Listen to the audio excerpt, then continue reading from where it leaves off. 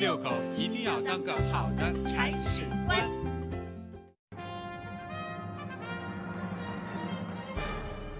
新中传媒，新西兰唯一涵盖广播电视、报纸、杂志及新媒体的中文全媒体传播集团，以专业态度缔造传媒行业影响力，以全媒体思维整合纸媒、电台、杂志、新媒体等传播平台，全力为新西兰、中国与世界之间架起一座沟通的桥梁。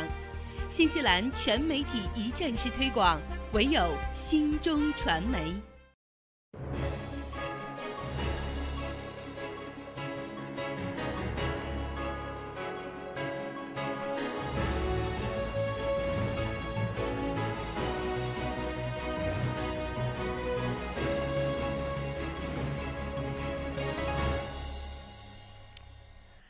大家好，欢迎关注这一时段的整点新闻，我是志鹏。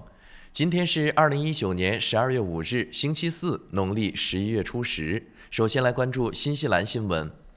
总理承认禁止海外捐款法案，称它中看不中用。司法部长 Andrew Little 12月3日宣布，政府正在采取行动，禁止新西兰政党和候选人接受50纽币以上的外国捐款，以保护明年大选不受外国干涉。新西兰已经禁止了大额外国捐款，按照目前的规定，外国人的捐款不得超过1500纽币。政府宣布的这一政策调整将金额数降至50纽币，任何高于50纽币的捐款都必须进行详细的调查，以确保其不是来自海外。然而，在辛达顿承认，新法案依旧无法完全填补一个明细的漏洞。超过10万纽币的巨额外国捐款可以通过新西兰信托、企业或基金会流入新西兰。国家党党魁 Simon Bridges 也称，法案的改变非常微小。他还明嘲暗讽地说，如果该法案能够对类似新西兰优先基金会这样的信托基金和基金会加强约束作用，那将会更有意义。Bridges 是在暗指优先党通过这一神秘的基金会筹集捐款一事。此前有媒体爆出，该基金会接受大量捐款资助优先党选举活动，但没有如实上报。选举委员会目前也正在调查这一指控。再来关注国际方面的消息，美明年拟实行出入境新规，所有旅客人脸识别，包括美国公民。美国政府正在考虑强制要求包括美国公民在内的所有出入境者进行面部识别检查，用于识别犯罪嫌疑人及恐怖分子。这一新条例计划于明年7月推出。据联合早报12月4日报道，美国政府计划于明年7月推出新条例，要求包括美国公民在内的所有出入境美国的旅客接受脸部识别检查。美国政府希望通过这一措施打击伪造美国旅行证件的犯罪行为，同时更加有效地识别犯罪嫌疑人和恐怖分子。而在现行法律下，美国公民和合法永久居民及绿卡持有者无需经过强制性生物识别检查。美国国土安全部的目标是2021年前在美国最大的20个机场部署面部识别扫描仪。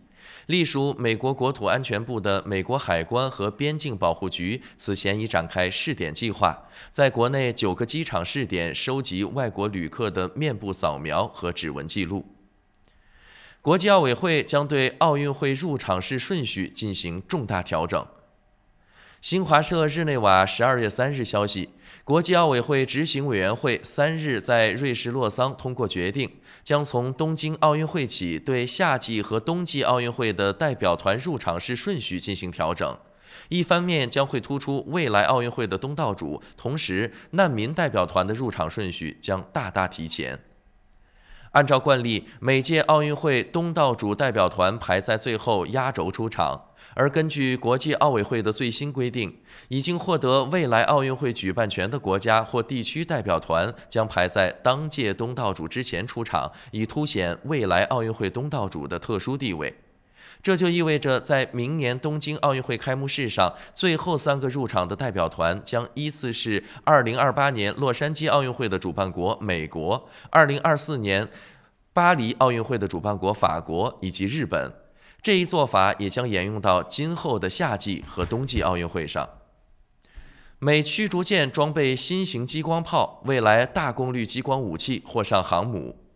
美国国家利益月网站12月3日发表文章，说美国海军在一艘驱逐舰上安装了一门新型激光炮。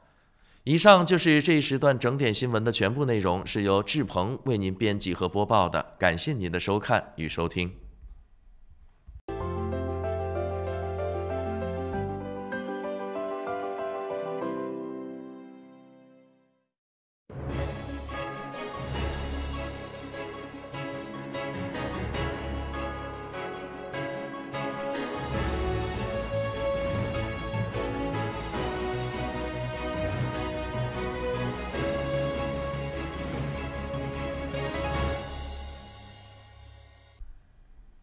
电视机前的各位观众朋友们以及收音机前的听众朋友们，大家早上好！您现在正在收看和收听的是由潘达 TV 37以及 FM 90.6正在为您同步直播的《朝闻天下》，我是主持人志鹏。大家早上好，我是小娇。又是一个非常慌乱的早晨啊！我在就是我们开始，大家看到我们俩的前一秒，我把麦弄倒了，然后呢，我的那个耳机后边的夹的还夹到了我的头发，反正我现在还有一根头发夹在那儿，所以我不是很敢动，想我要不要把它弄出来？就是每天早上都是在慌乱当中度过。对，虽然你现在不是特别感动，但是你这个举动也感动了我，这叫敬业呀，你知道吗？对啊，我把它不管说我们这个信号牵进去之前多慌乱，但是画面只要一给出来，马上就是正襟危坐，是吧？然后那个笑容满面，但其实就这边我的刚才那根头发揪的我呀，真的是。好了，我已经把它拿出来了。Anyway 了啊，今天又是一个慌乱但是美好的早晨，外边的天气状况非常非常的晴好，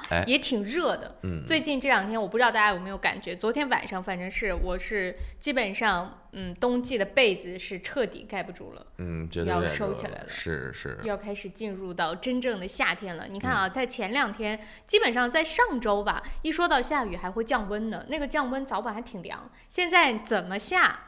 也是热了，也不太凉快了。对，你说这个也是很神奇哦，就进入到了夏季这个季节，立刻就不一样了。所以这个平心而论啊，按照个人喜好，你是更喜欢冬天还是更喜欢夏天？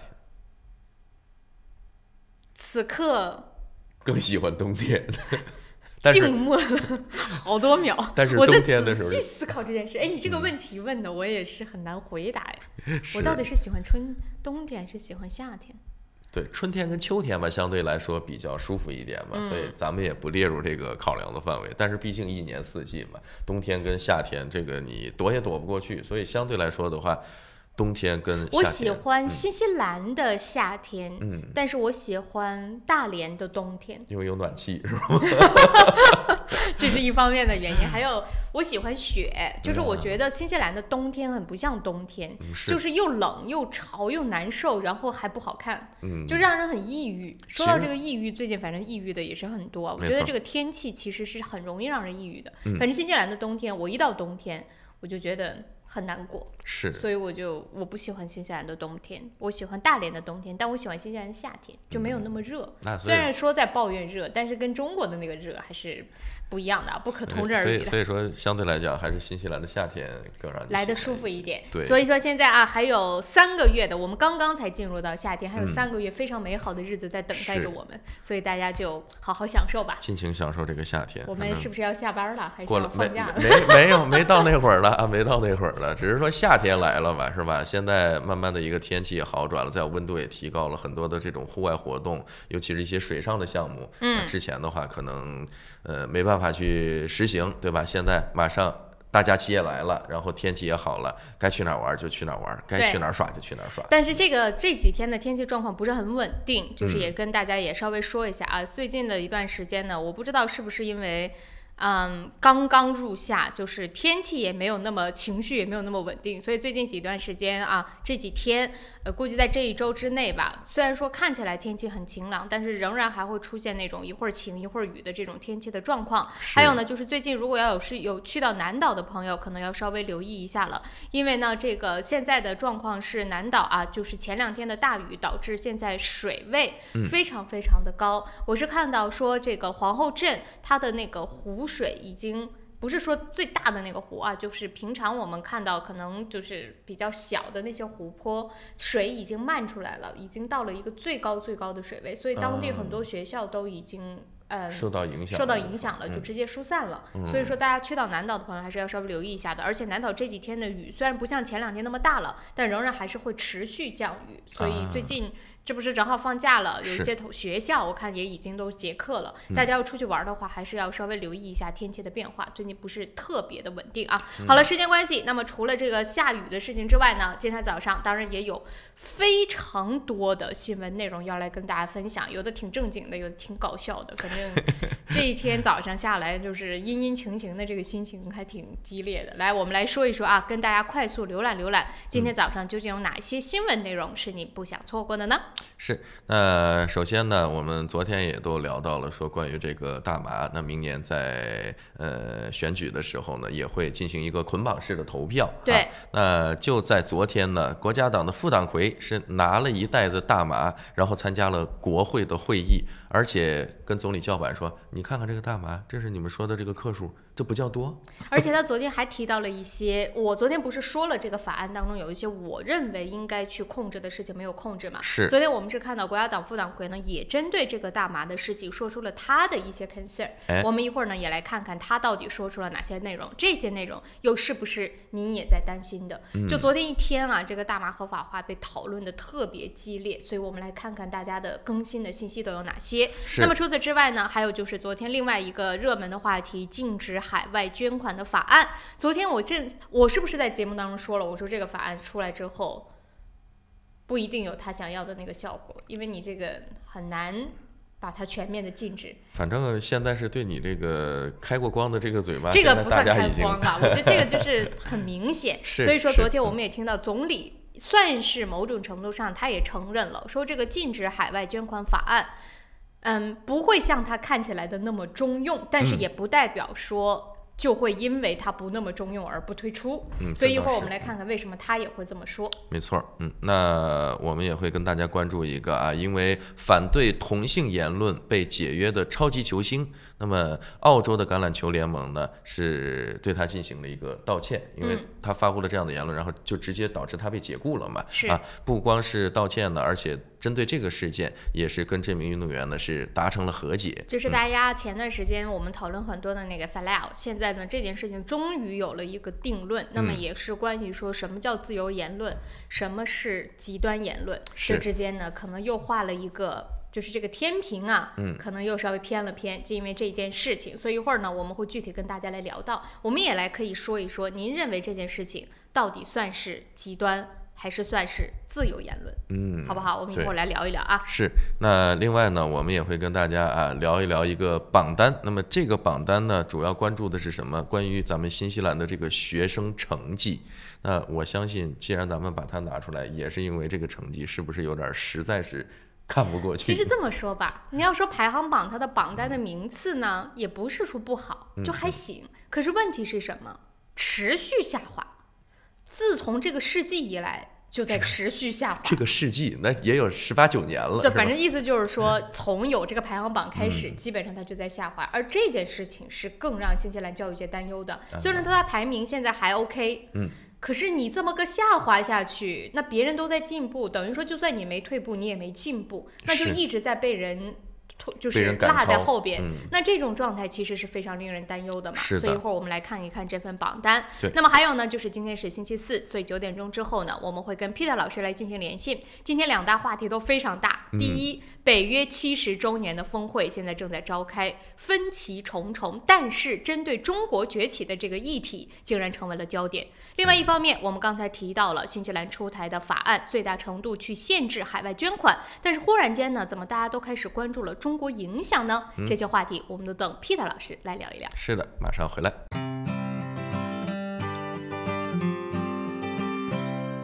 在新西兰安居乐业，一个朋友般的律师将是您的生活必备。瑞启诗律师事务所为您提供24小时咨询服务，用专业的态度提供量身定做的法律服务。电话0958011083，瑞启诗律师事务所，您生活的可靠朋友。石围鲜酒家，老字号的粤式餐厅，天天茶室，精美点心，飞尘出新特色小炒。场时令菜式喜宴秀桌社团宴会，欢迎预定530号 Free South Road Greenland。平安旅程，新西兰华人的一站式旅游服务团队，提供特价机票、定制旅游、度假套餐、旅游包车，1周7天，每天12小时，竭诚为您服务。详情咨询，请立即拨打2823939，2823939。玉山出新品了，最新推出的 Ushi 乳酸菌饮料，完全不含脂肪，还能易促进肠道健康，喝起来酸酸甜甜，让您一整天都有好心情。还有 Ushi 水蜜桃味冰红茶和 Ushi 芦荟饮品，大颗的芦荟果粒好好嚼，让您根本停不下来。这个夏天，快来尝尝我们全新的 Ushi 家族吧！玉山之 Food， 你我之福。公司地址43A Lady Ruby Drive East Tamaki， 联系电话0927235519，0927235516。富家安橱柜专业打造厨房、卫浴、衣柜产品，设计精美、实用、大方。富家安橱柜用心守护您在家的每一个角落。电话092652969，2652969。双子留学移民政府持牌，学生签证、工作签证、移民申请、父母团聚，各类疑难签证，双子一站式解决。联系电话093778801，3778801。你好 ，Lisa， come look。哇，这不是天空塔旁边新建的综合大楼吗 Yes, the view is just beautiful。真的，不但可以看到天空塔，还可以看到整个海岸大桥。You sell them, Lisa。来吧，如果你想拿到最新的图片、价格表、宣传册，现在就给我电话022-1948-160，022-1948-160。Go, go, go, call Lisa quick。奥克兰教育中心成立于2001年，从小学1年级到13年级，课程辅导、教育咨询、升学规划、升医学院、留学美国、英国。优秀是教出来的，孩子成就最好的自己就是优秀。张老师的团队值得您的信赖，电话096230366，096230366。孩子成就最好的自己。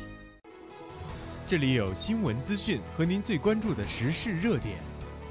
这里有家长里短和您身边的人生百态。新闻不止一面，生活所以精彩。朝闻天下，新视野，新感觉。朝闻天下 On Air。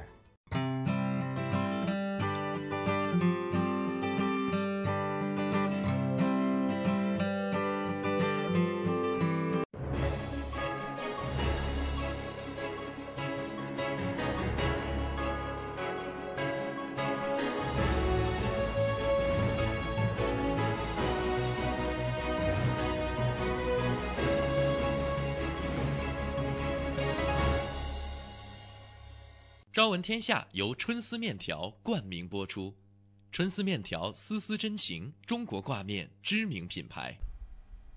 早上的7点18分，我们一起来关注一下奥克兰主要高速公路上目前的路况信息，同样还是挺堵的。还有就是提醒大家，现在出门开车一定要戴上墨镜。今天早上阳光那就不是一个太充足啊，所以说呢，出去尤其是住在西区的，住在哪儿的，反正大家都要戴好墨镜。这真的不是说是因为耍酷或者干嘛，它真的是为了保护眼睛。现在新西兰的这个紫外线太强了，而且这个紫外线可不是我们在别的国家看到那个紫外线，其他的城市啊或者是国家可能觉得热，但是跟我们这的紫外线并不是同样级别的。即使我们这不热，紫外线也会伤害到你，是真的伤害。所以说大家一定要把墨镜戴好。好了，我们来看一下具体的路况信息。首先呢，1号高速从南往市中心的方向上，今天断断续续的，比较拥堵，一会儿黄一会儿红，所以基本上整条1号高速公路上呢，现在是不太有通畅的一个情况。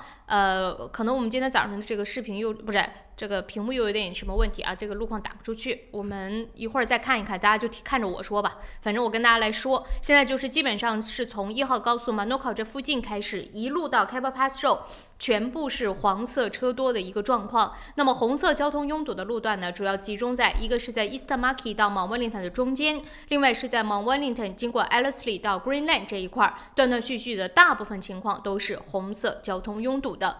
接着我们再来看16号高速，16号高速西区往市中心的方向上呢，现在是在 Royal Road 这附近出现了黑色大塞车，过了 Royal Road 之后到 Lincoln Road 也是出现了红色交通拥堵，中间的这一段在 Lincoln 到提亚塔图是恢复了绿色的行驶畅通，但是在 Rosebank 开始经过 Greenhouse Road、St. Luke's 是一长段的都过了 St. Luke's 了，现在全线都是在红色交通拥堵当中的。那么北岸1号高速往市中心呢，今天是断断续续的出现了很多段的拥堵的情况。首先从 Albany Express Highway 开始啊，现在一路到 Eastman Road 都是红黑相间的比较拥堵的情况。那么黑色大塞车呢，基本上是在路口处都是黑色大塞车 ，Constellation Drive 路口啊 ，Wirral Valley 的路口都是黑色大塞车。过了一会儿会恢复红色，那么红色呢会一直延续到 Eastman Road。过了 Eastman Road 之后到 Oniva 同样也是黄色车多，要过了 Oniva 之后才会恢复绿色的行驶畅通。所以今天早上路况非常的糟糕，而且外边的阳光又特别的充足，大家是开车的时候戴好墨镜，还有呢就是保持耐心，保持好车距，不要着急，不要生气，慢慢开。我们还是希望大家都有一个平安的周四。来，我们快速的马上回来，正式进入新闻早餐。首先带给大家国际方面的最新消息。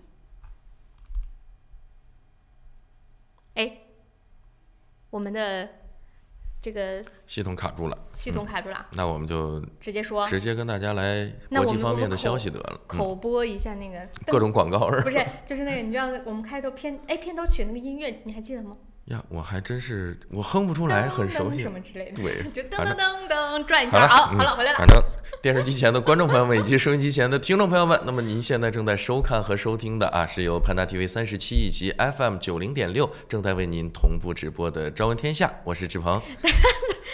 我就觉得好神秘，做戏做全套好，我是小江，假装自己刚刚回来，对，刚刚回来。那我们接下来就跟大家来梳理今天国际方面的消息哈。首先呢，我们跟大家快速的把一个最新的关于英国大选的民调跟大家做一个消息的更新。那么上一周呢，实际上在当地也是进行了一个关于各个参选党派的这么一个支持率的投票。那在12月3号呢，一家民调机构最新的调查显示，在过去的一周当中呢，英国的首相约翰逊所属的保守党较反对党工党的领先优势略微扩大了那么现在呢，中间的这个差距，支持率的差距已经扩大到了12%。哎呦，这个其实还是很大的哦，对，其实还是蛮大的，变化还蛮大的。我的没错。那目前呢，保守党的这个支持率呢是44%，较一周之前呢上升了1个百分点，略微上升了嘛。那么工党的支持率呢还是保持在32%不变，所以说中间的这个优势可能又扩大了一点，现在是达到了12%的这么一个支持率的差距。目前来看，就是说等于呢保守党的胜算又大了一些的状态啊。是。所以说呢，我们来看，那么现在呢，在脱欧方面，其实呢，大家的这个感觉好像也是随着这个应该说是党派的民调的结果出来，其实也是有变化的，或者说大家的这种状态是在逐渐的确定中，对吧？那支持留欧呢？大家也都熟悉，主要的就是自由民主党。那他们的支持率呢，较上一周是上升了1个百分点，现在达到了15%的支持率。那么支持脱欧的这个党派呢，它的支持率是下降了1个百分点到2%。所以当然这两个就是党成立的，就直接说我就是为了留欧，另外一个是我就是为了脱欧。没错，这个那从这个其实某种程度上，虽然说只是一个抽样的一个调查，但是某种程度上也是反映出来，大家可能现在对留欧的这个诉求可能是会更高一点。谁知道是不是以前没投，现在投了呢？这都很难说。所以我们就来看吧。无论如何，这个最终的选举就是在下周了。下周几啊？12月12号。下周四。下周四，整整一周之后。我们周五早上的节目看不到，得周六，因为我们周六。谁上班啊？就大家都能看到。对，你指的是我们得到这个结果。对，因为你想，我们比他早一天，然后再加上他得一天投票，对，就是然后还要点票吧，对，所以等于说我估计得周六或者周五晚上，大家背不住能看到一个初步的结果。我们俩是不能在节目当中跟大家说了，只能周一的时候再来跟大家讲那个结果了。所以无论如何我们共同来关注英国的大选。说完了英国的大选呢，现在虽然各党派吧，或者是说英国方面呢，自己有自己的事情，其实美国自己也有美国自己的事情，但是呢，现在又是一个特别重要的日子，在最近几天，其实呢，北约的这些成员国的领导人们全部都集中在了一起，因为刚好呢是赶上了北约组织70周年的峰会。其实说到这个所谓的北约组织他们的这样的一个峰会呢，今年并不是一个召开的年，应该是去年。对。但其实今年呢，主要是因为它是70周年，所以各国领导人呢又是聚集在了一起，相当于一个特别的聚会，特别的峰会吧。然后呢，他们也是对外的表达都说了，今年只是这种小型的，或者是说我们只是碰个头，特别还强调了说这跟就是例行的往常的那种峰会感觉不一样。对，那这个呢，其实也正常啊，70周年嘛，然后大家照面是吧？当然了，关于很多的，比如说要讨论的议题啊，或者很多的这个大的事情，也没有打算在这个峰会上进行一个讨论。相对来讲，这个重要性呢，比但是可没少说。那事儿是肯定是有嘛，对吧？我们跟大家来关注一个啊，就是在这一次的这个北约70周年峰会期间呢，美国总统特朗普啊，就借着这个场合狠批法国总统马克龙啊，说马克龙的言论让人觉得非常不爽。他们这一次这么说吧，在峰会上。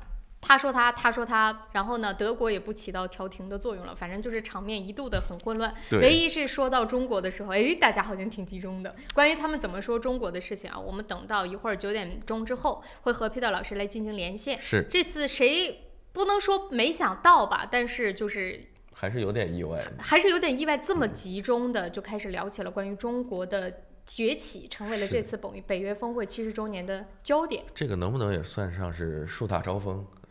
有点儿，或者是说呢，他们因为自己内部很多的问题没有办法达成共识，大家吵嘛，就对这件事情对外的时候不吵嘛，是，所以就把它拿出来，大家心平气和的可以聊聊了。在通常认为，你看北约组织的峰会可能更多的是讨论北约这么一个组织内部的一些相关的，但是他们也会一致对外嘛，对不对？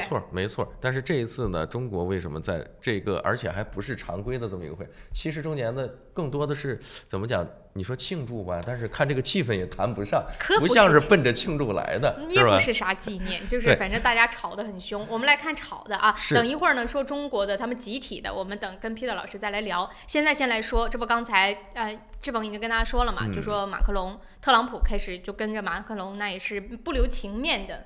直接就怼上了啊！对，特朗普就表示说呢，说你看美国抓了很多极端组织的武装人员，对吧？那有好多都是来自法国的，所以他问马克龙说：“你想要一些棒棒的圣战分子吗？我可以给你送去。”言下之意呢，就是指责法国啊，可能在比如说反恐方面啊，或者说这个恐怖分子的监管呀、监控方面，可能做的不太到位。对，那反过来呢，这个说两个人为什么说要有这么一个针锋相对的这么一个对话啊，也是因为马克龙在11月的时候就对这个《经济学人》当时接受这个采访，就说出了一个大家应该都很熟悉了，一个脑死亡。我们在节目当中啊也跟大家去提过这么一个概念啊，说北约现在已经脑死亡的这么一个言论，可能是因为这个言论呢，也是一直让特朗普耿耿于怀。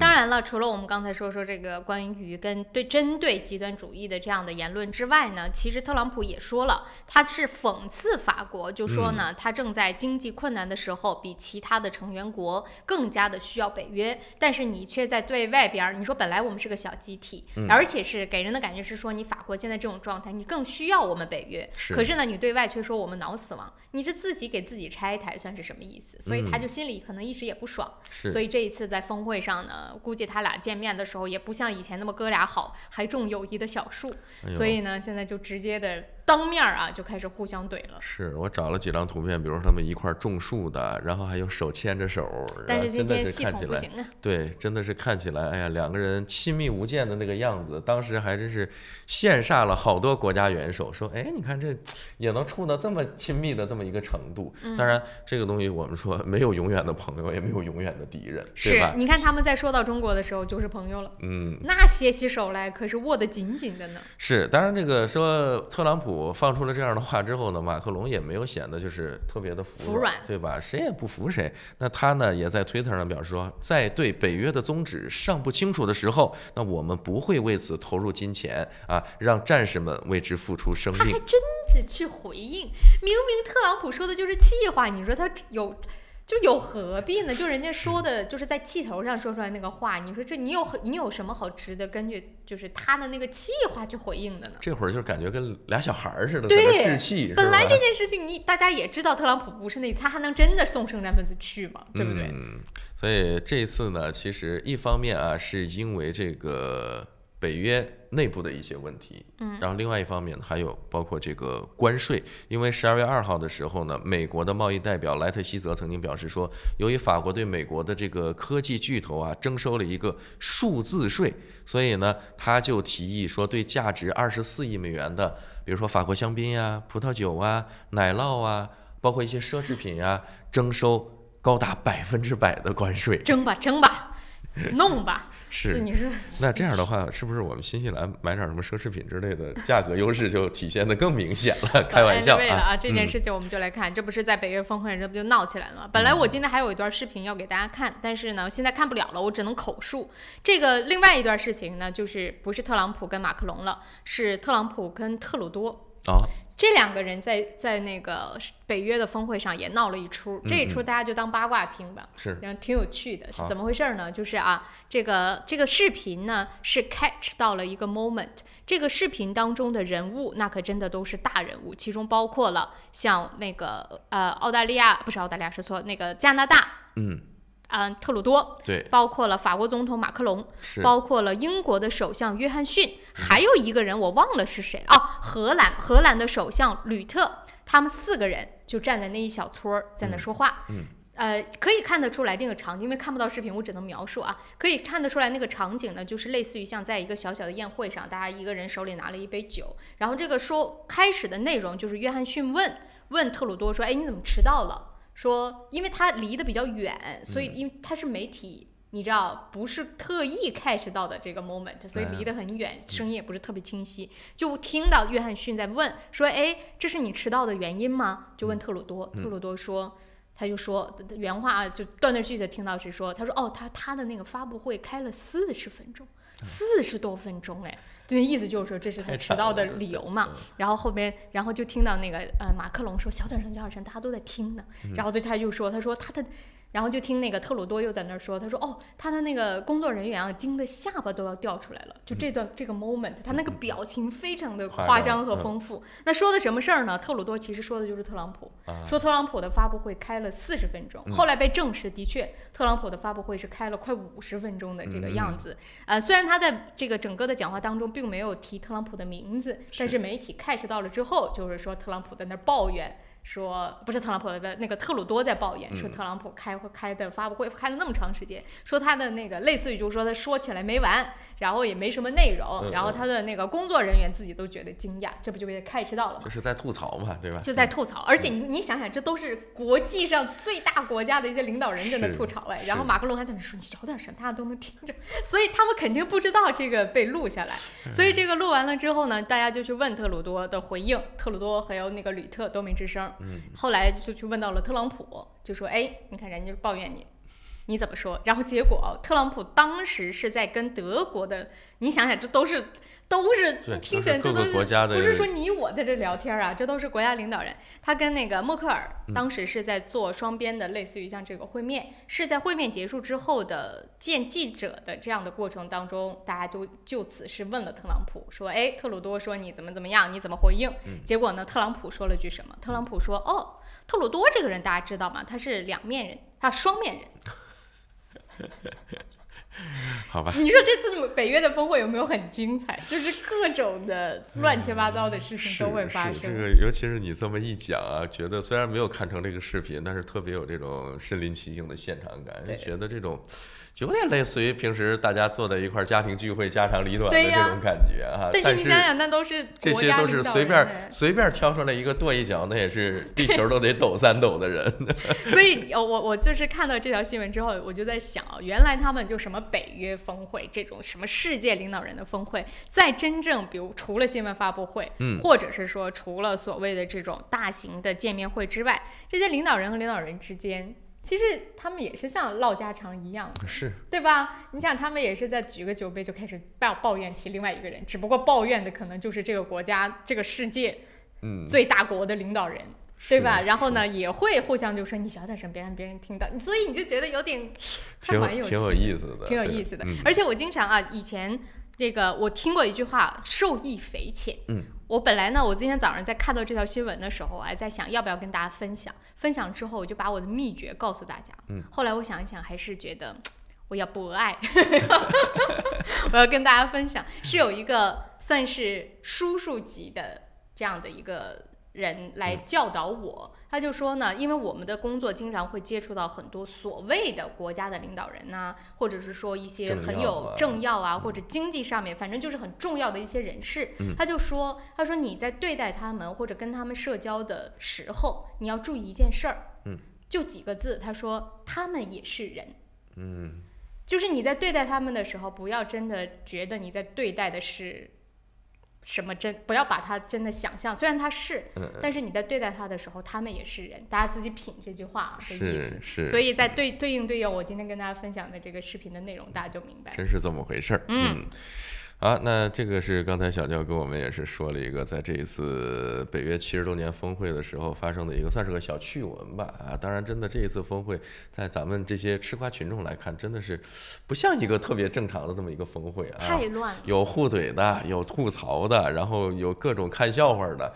当然了，但是你看这件事情上中国就做了非常大的贡献，如果没有中国，他们怎么哪有那么多谈资是吗？不是，他们怎么团结，对吧？只有谈到中国的时候他们才团结。所以一会儿我们会跟 Peter 老师再接着北约峰会的内容继续往下谈。那么说到这儿呢，特朗普虽然在这个峰会上左怼右怼，然后呢也算是表现不错，大家对他的评价也还 OK， 可是呢他后院的这把火倒是也没有消停。我们来跟大家说一说弹劾特朗普现在走到了哪一个节点。是，那么在19年的最后1个月现在针对美国总统特朗普的这个弹劾案，现在是走到了一个比较关键的时期。那么在美国时间3号的傍晚呢，美国国会众议院情报委员会投票通过了弹劾报告。那么这个报告呢将会提交给众议院的司法委员会，后者呢接手之后开始走后续的程序，定于4号呢是举行首场的公开听证会。其实这个过程说起来比较复杂，简单一点来说呢，就是现在弹劾的调查已经告一段落了，然后这个弹劾的程序呢开始进入下一个环节，或者说下一个阶段。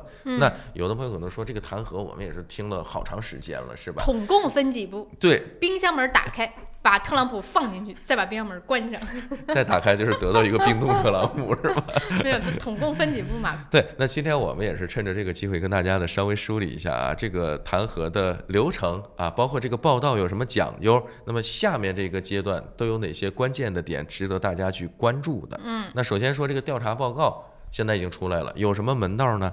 这个报告呢是在众议院情报委员会，那么按照党派分野，最后是以13票赞成9票反对，当时是通过了这个弹劾调查的报告。那这个报告呢是对特朗普的指责，其中主要分为2项。第一呢就是认为特朗普是以个人的方式或者通过其代理人的方式寻求乌克兰政府干预美国2020年的总统选举，是这个事儿不是个小事儿了。然后第二个更不是小事儿。对，第二个呢就是认为特朗普和他的政府呢妨碍国会的弹劾调查。那这个乍一听也是说得通的，你要调查我，我总得想点什么方式我应对一下，不能就那么伸着脖子就让你宰一刀，或者说我就这么在这儿等着你来调查。所以这其实跟那个法庭很像的，就第一步都是取证，取证完了之后呢，你要在法庭上就是大家呢就会去陪审团就开始去商议结果了，结果完了出来之后呢，就法官来宣布。所以现在其实特朗普的这个跟那程序一样，就现在基本上是取证的阶段差不多结束了，听证会嘛，就是取证阶段结束。那当然，关于这个事情呢，白宫的新闻秘书啊也是迅速的发表了声明，说弹劾调查是属于一边倒的虚假程序。那么这个报告呢，没有提供任何证据来证明特朗普有不当的行为。换句话说，就是他现在就把话说了，就算以后，比如说我们打着引号的陪审团啊，这样大家比较容易理解，就是陪审团判定特朗普有罪了。当然我说的是只是假设，就是都带着引号的啊，我只是这样说，大家不容易理解嘛，对不对？我就说假设他判定有罪了，那么现在白宫或者是说呢，就等于说特朗普方面先把这个话放到这儿，就说就算他们判所谓我有罪，那也是假的，整个程序就是为了判我有罪而去设立的，所以我根本就不会承认这个意思，就把话先放在这儿。包括呢，正在英国伦敦参加北约峰会的特朗普呢，当天也是表示说啊，说这个弹劾调查是一场骗局，不会有结果的，就是还是刚才的那个意思。正好是呢，不管是白宫的发言人还是特朗普自己呢，也都是大家统一口径了，对这个事情有了一个正面的这么一个回应。那有的朋友可能会问，接下来现在已经走到这一步了，接下来这个事情会有什么悬念？不就该做决定了吗？对不对？说完了。那当然了，就是如果说有人就分析啊，如果说没有意外的话呢，那不管是说民主党掌权的众议院通过了这个弹劾条款，还是由共和党掌权的参议院否决了弹劾条款，那么这个现在都是比较符合普遍的预期的，也就是说也有同意的，也有不同意的，这两边可能是比例都差不多。这是一个对目前一个情况的一个分析，因为所谓的弹劾大戏也是正在拉开这个序幕哈。现在各方的这个戏码，你看也是演的还挺精彩、挺激烈的。不是我在想，但这个如果要最后，比如说，当然也不太可能，好吧，算了。就是我的意思，就是说，就算通过了，特朗普如果不承认，能怎么样呢？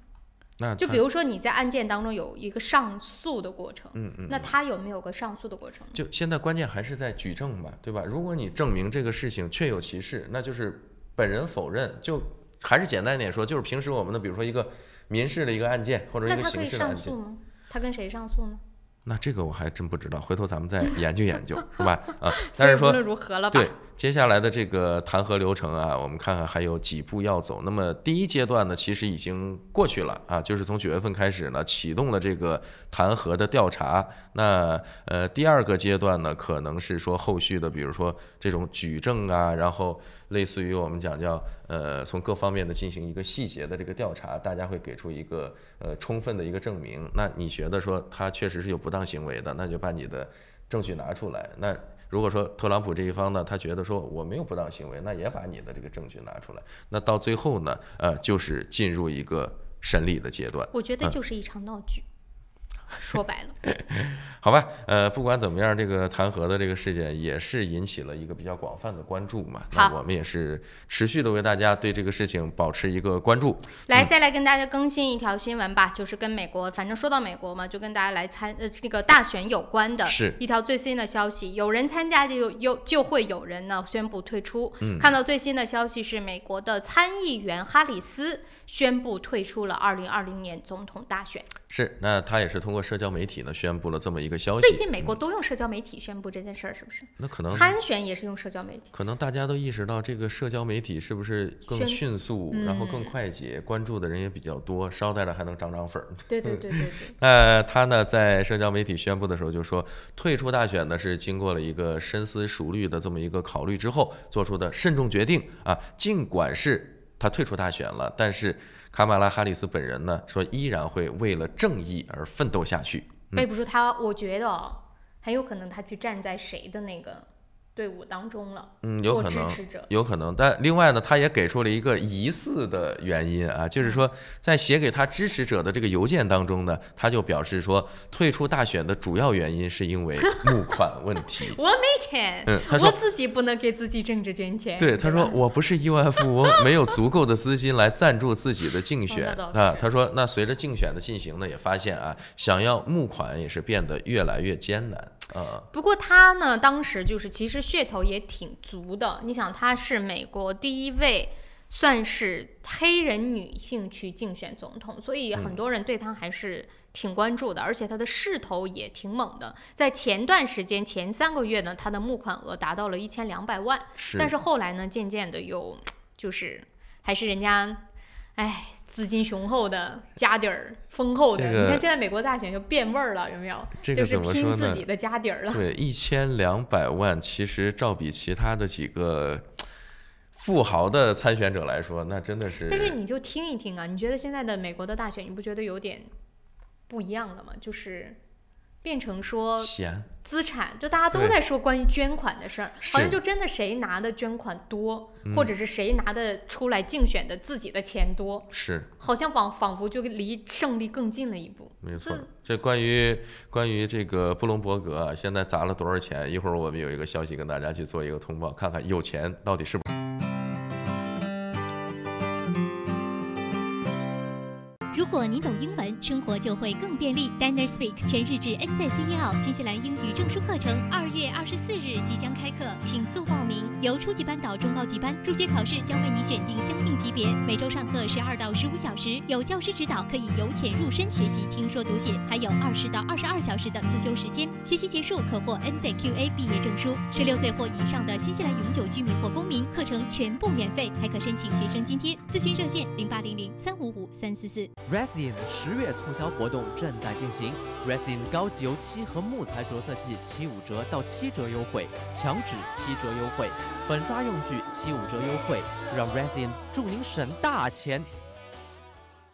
我是慕斯，我是健康睡眠系统，我的使命就是为地球上的每个人铸就美梦。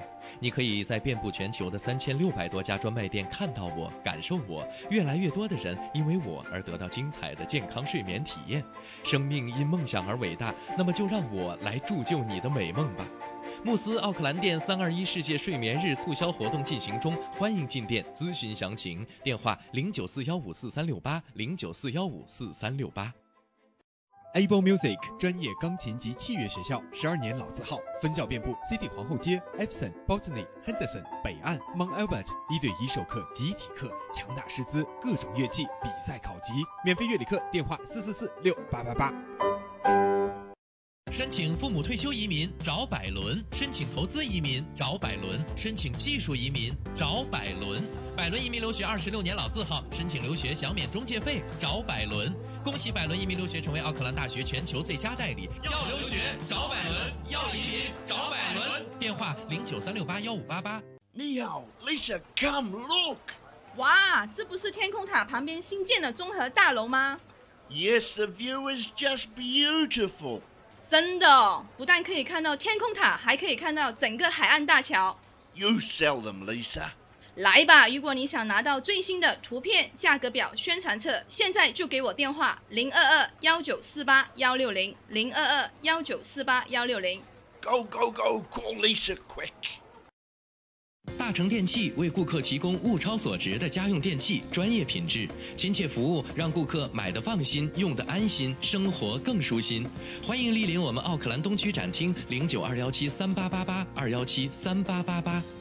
由乌伦华侨会所和潘达 TV 37熊猫电视台共同主办的2020年新春花市同乐日将于1月18号星期六在 ASB Showground 隆重举行，免费入场，大量车位，各式各样的美味食档，200多个干货年货摊位，还有多元文化艺术表演以及儿童游乐场，欢迎大家一起过新年。2020年1月18号星期六 ASB Showgrounds 217号 Greenland West， 我们不见不散。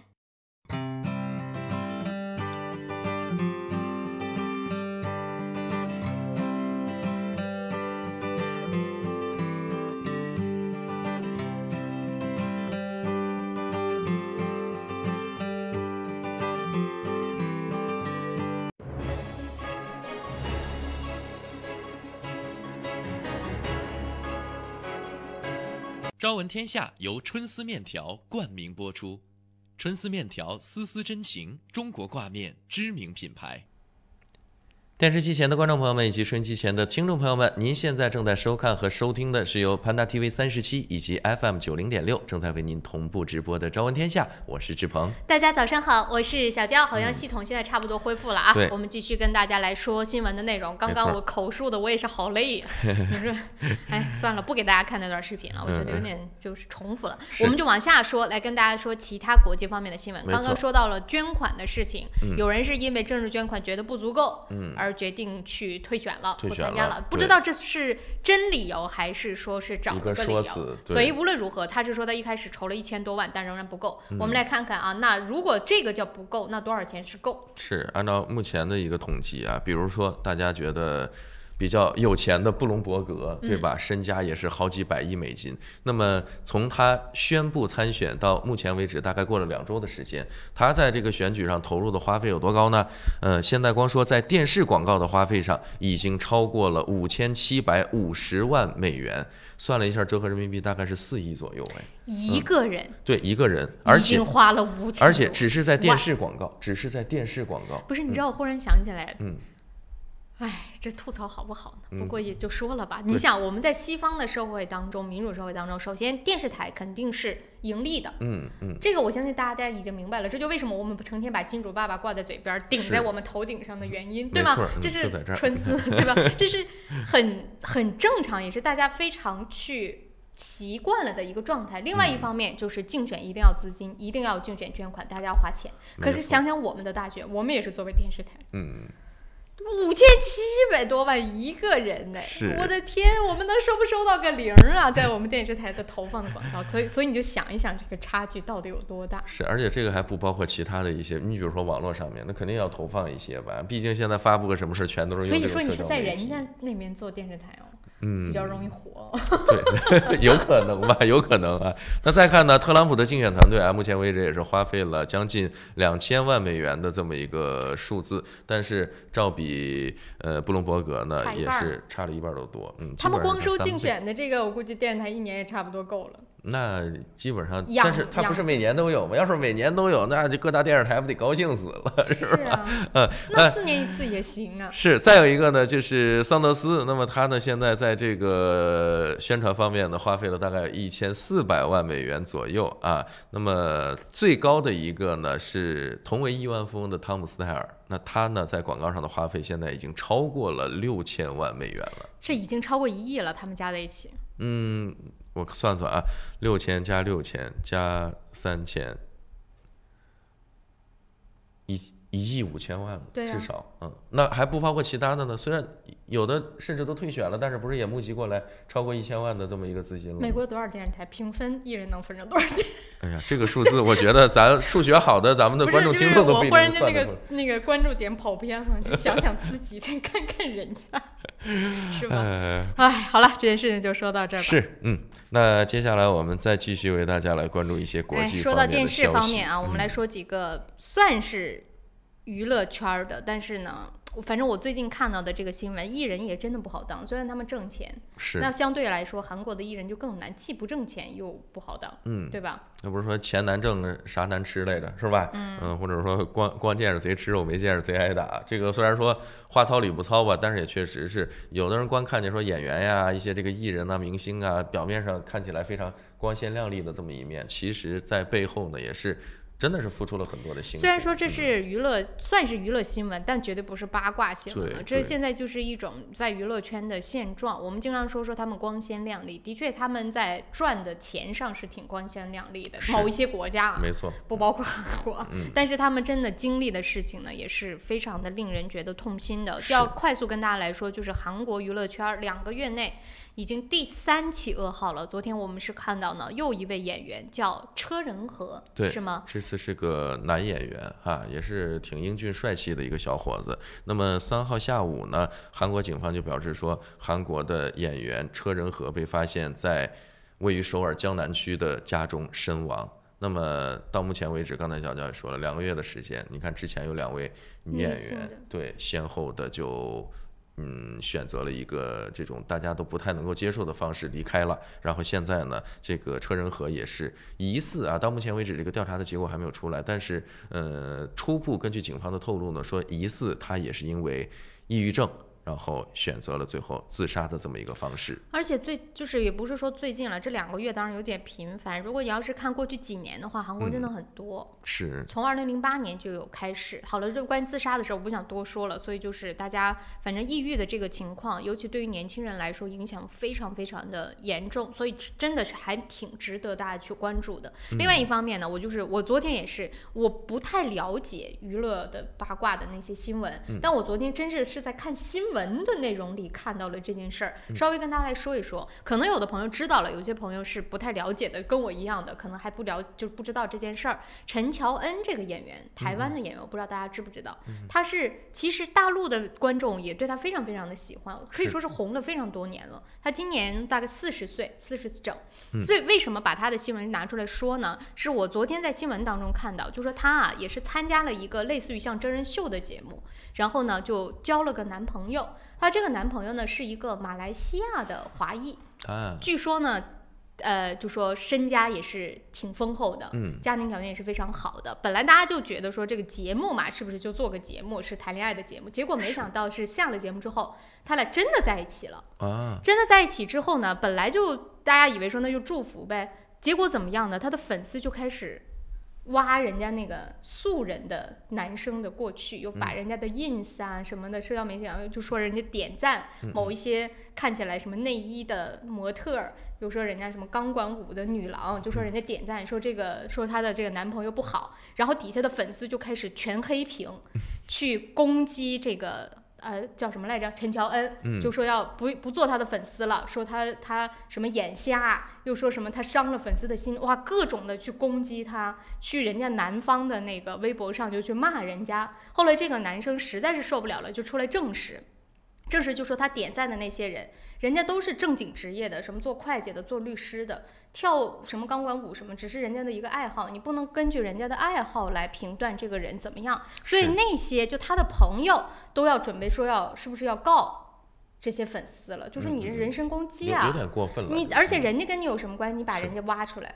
所以这整个的这件事情就弄得特别的难看。还真的是这样，说句不好听的，这是自己个人的选择，对吧？你可以说，哪怕你选择说因为这个，就这样出来澄清，后边还在骂，就他的粉丝还在骂，说这个是有点，就是属于一种算是网络暴力吧，我觉得。所以现在你就说啊，说这个网络暴力啊，这种各种的黑哦，好吓人哦，这种键盘侠。好在我们的听众观众对我们还是爱护的，没有键盘侠来挖我们，什么乱七八糟的来骂我们。虽然我们不红，但是。对吧？也没有人也是常青树，不是，就说那相对来说，我们的听众观众还是多么的 nice 啊！你看这好可怕的，是真是这样啊！所以包括在韩国最近的这些个演员相继自杀之后，很多人也是把这个网络暴力推上风口浪尖。好了，因为时间的关系啊，到了7点57分了，我们得稍作休息，回来之后继续跟大家来说，谢谢。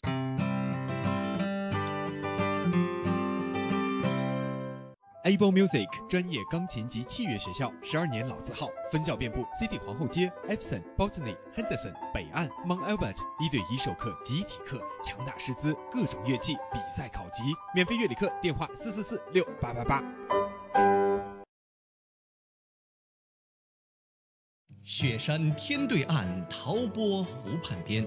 风景秀丽的陶波市迎来第一家中华美食绍兴饭店，店内装饰精美，环境典雅，服务一流，全天提供中国特色菜肴、风味小吃，集中华烹饪之精华，汇南北风味之大成。陶波绍兴饭店欢迎您。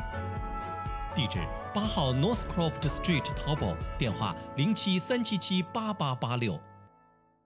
在 Snowberry， 我们正在新西兰创造真正有效的天然护肤品，并已通过黄金标准临床试验证明了这一点。Snowberry 让自然与科学完美融合。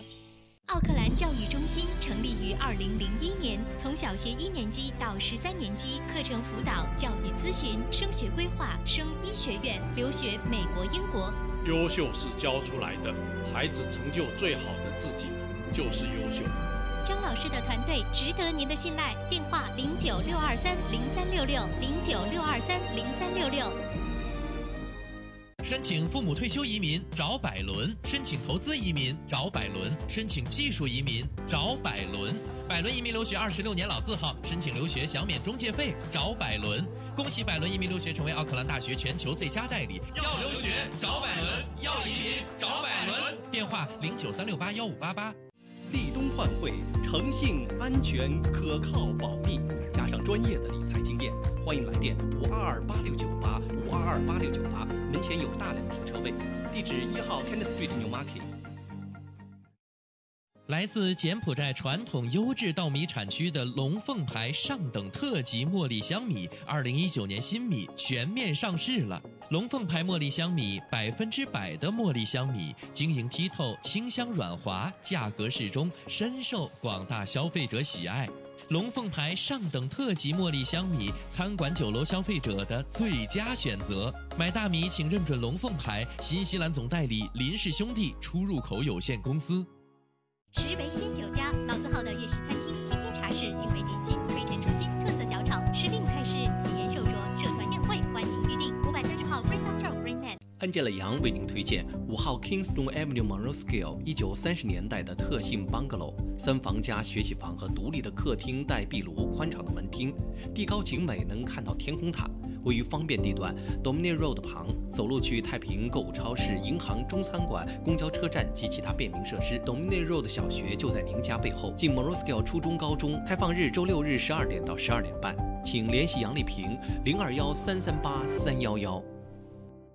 GPOS 世博商务20年软件开发经验，拥有数千家客户。GPOS 智能超市管理系统、餐饮系统、移动支付、网络销售。GPOS 世博商务带你进入商业管理的信息时代。电话6388-288，6388-288。大成电器为顾客提供物超所值的家用电器，专业品质、亲切服务，让顾客买得放心，用得安心，生活更舒心。欢迎莅临我们奥克兰东区展厅，092173888，2173888。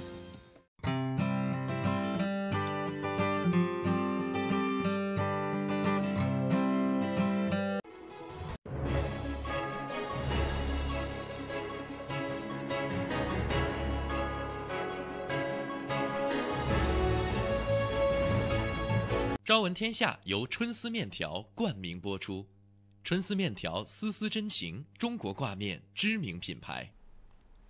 大家好，欢迎关注这一时段的整点新闻，我是志鹏。今天是2019年12月5日，星期四，农历11月初10。首先来关注新西兰新闻。总理承认禁止海外捐款法案中看不中用。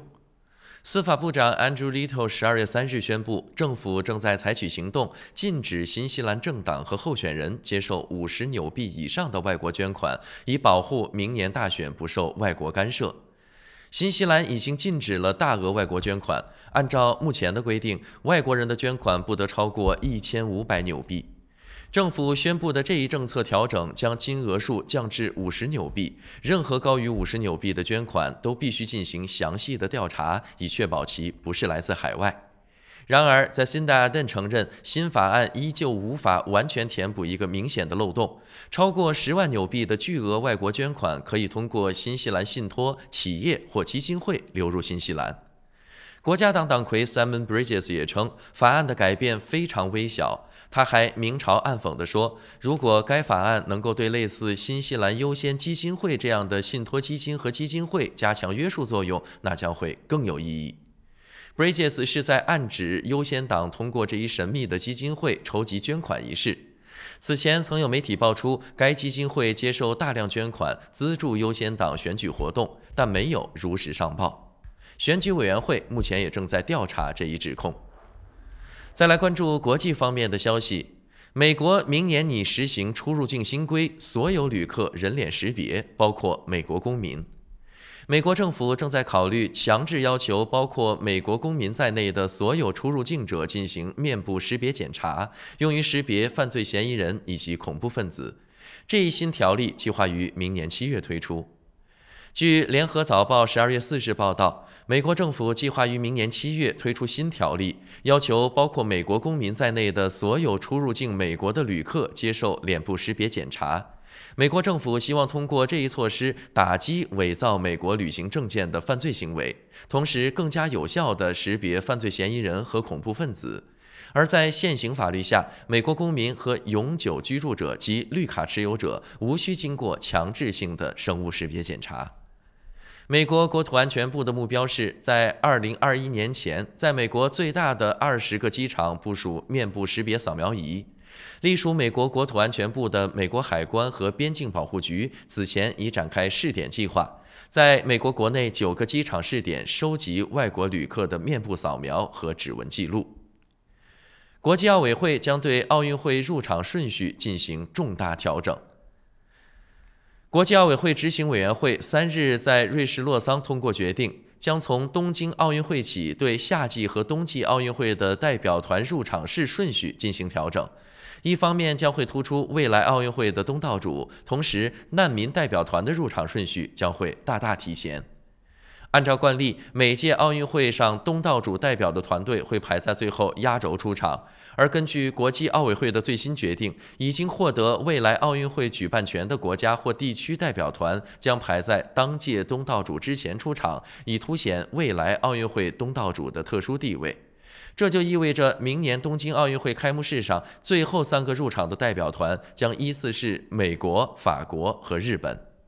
以上就是这一时段整点新闻的全部内容，是由志鹏为您编辑播报的，感谢您的收看和收听。以上整点新闻由双子移民留学赞助播出。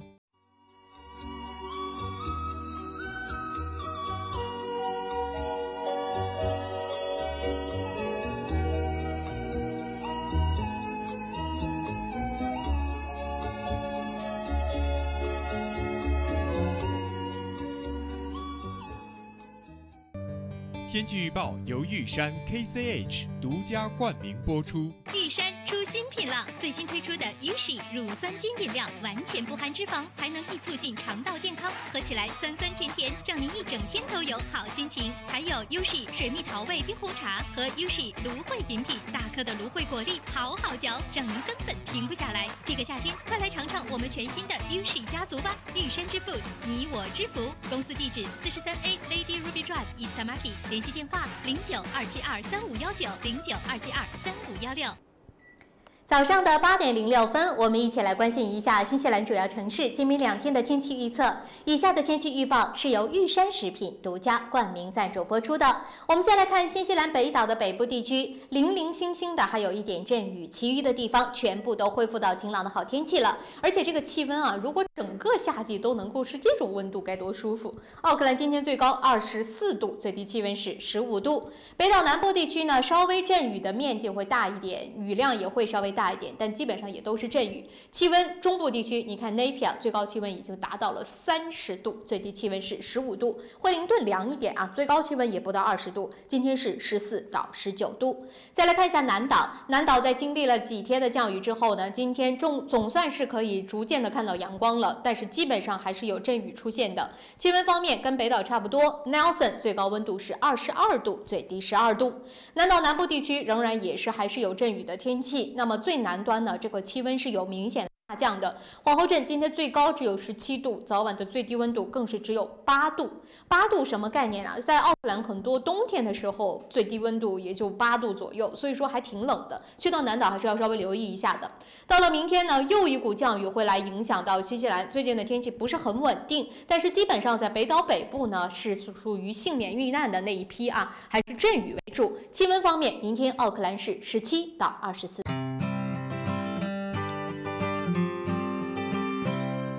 来自柬埔寨传统优质稻米产区的龙凤牌上等特级茉莉香米，2019年新米全面上市了。龙凤牌茉莉香米100%的茉莉香米，晶莹剔透，清香软滑，价格适中，深受广大消费者喜爱。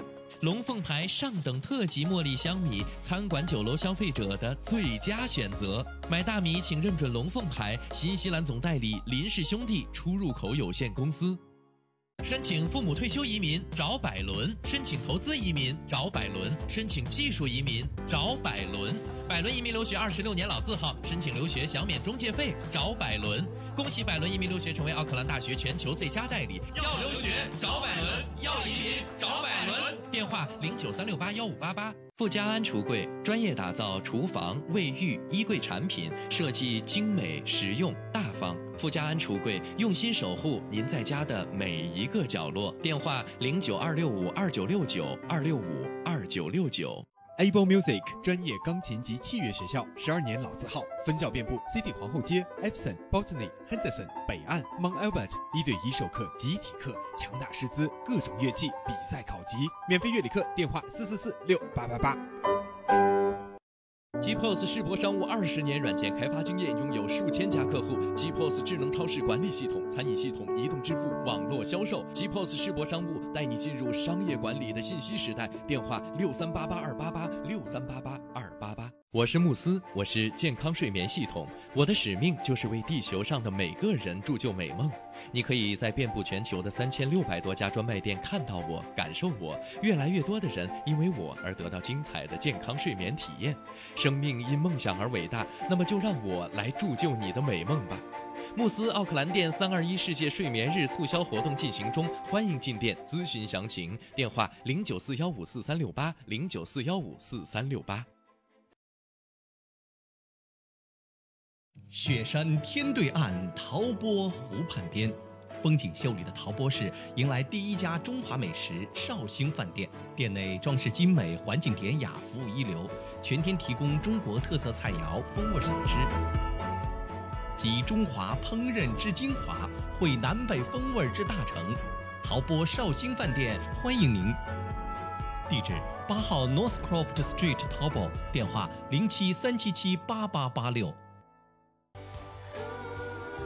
Resin 特价优惠 ，Resin 高级油漆和木材涂料最高7折，墙纸7折，各种粉刷用具75折，让 Resin 祝您省大钱。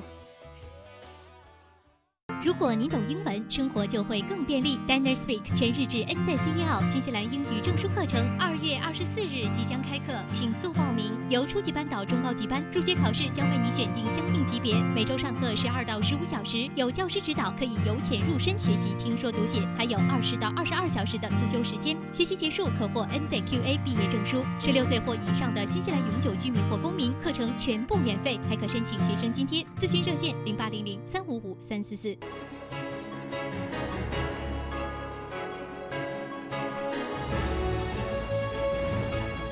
朝闻天下由春丝面条冠名播出，春丝面条丝丝真情，中国挂面知名品牌。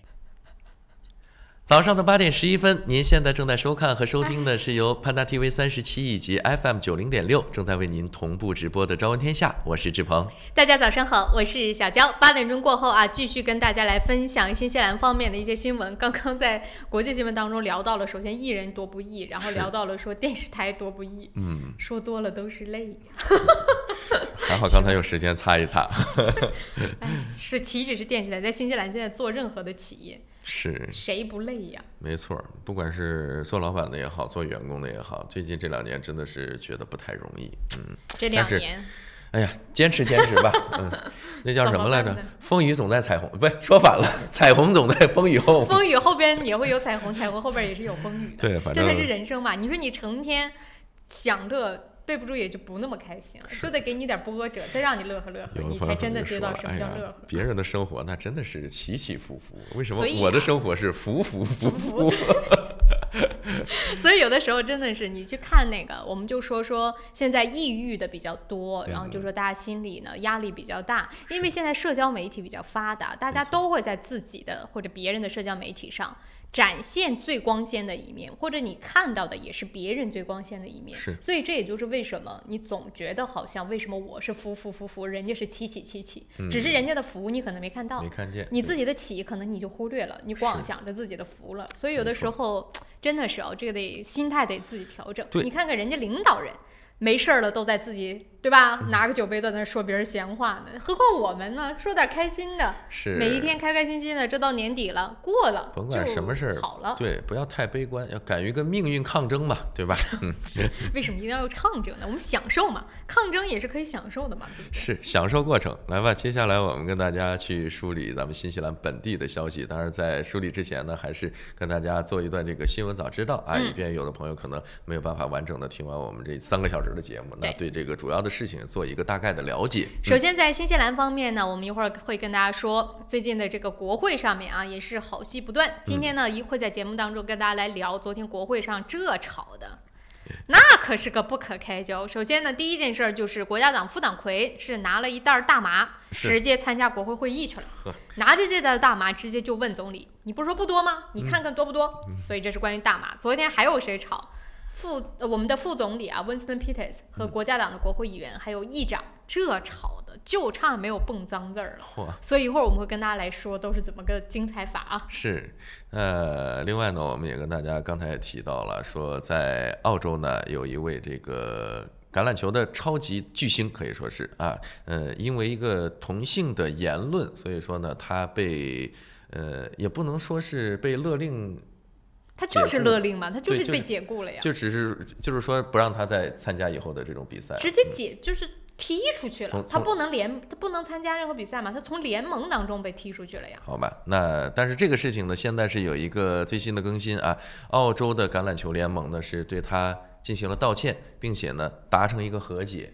但是反过来说，这个事情虽然说表面上看就这个事儿。已经是有一个相对来讲比较合理的一个处理结果，但是对于这个运动员本身，我们得用词准确啊，就是或者是小心，合理不合理，我们一会儿来聊。有人会觉得是不合理的，有人会觉得说这是类似于像拿钱买的。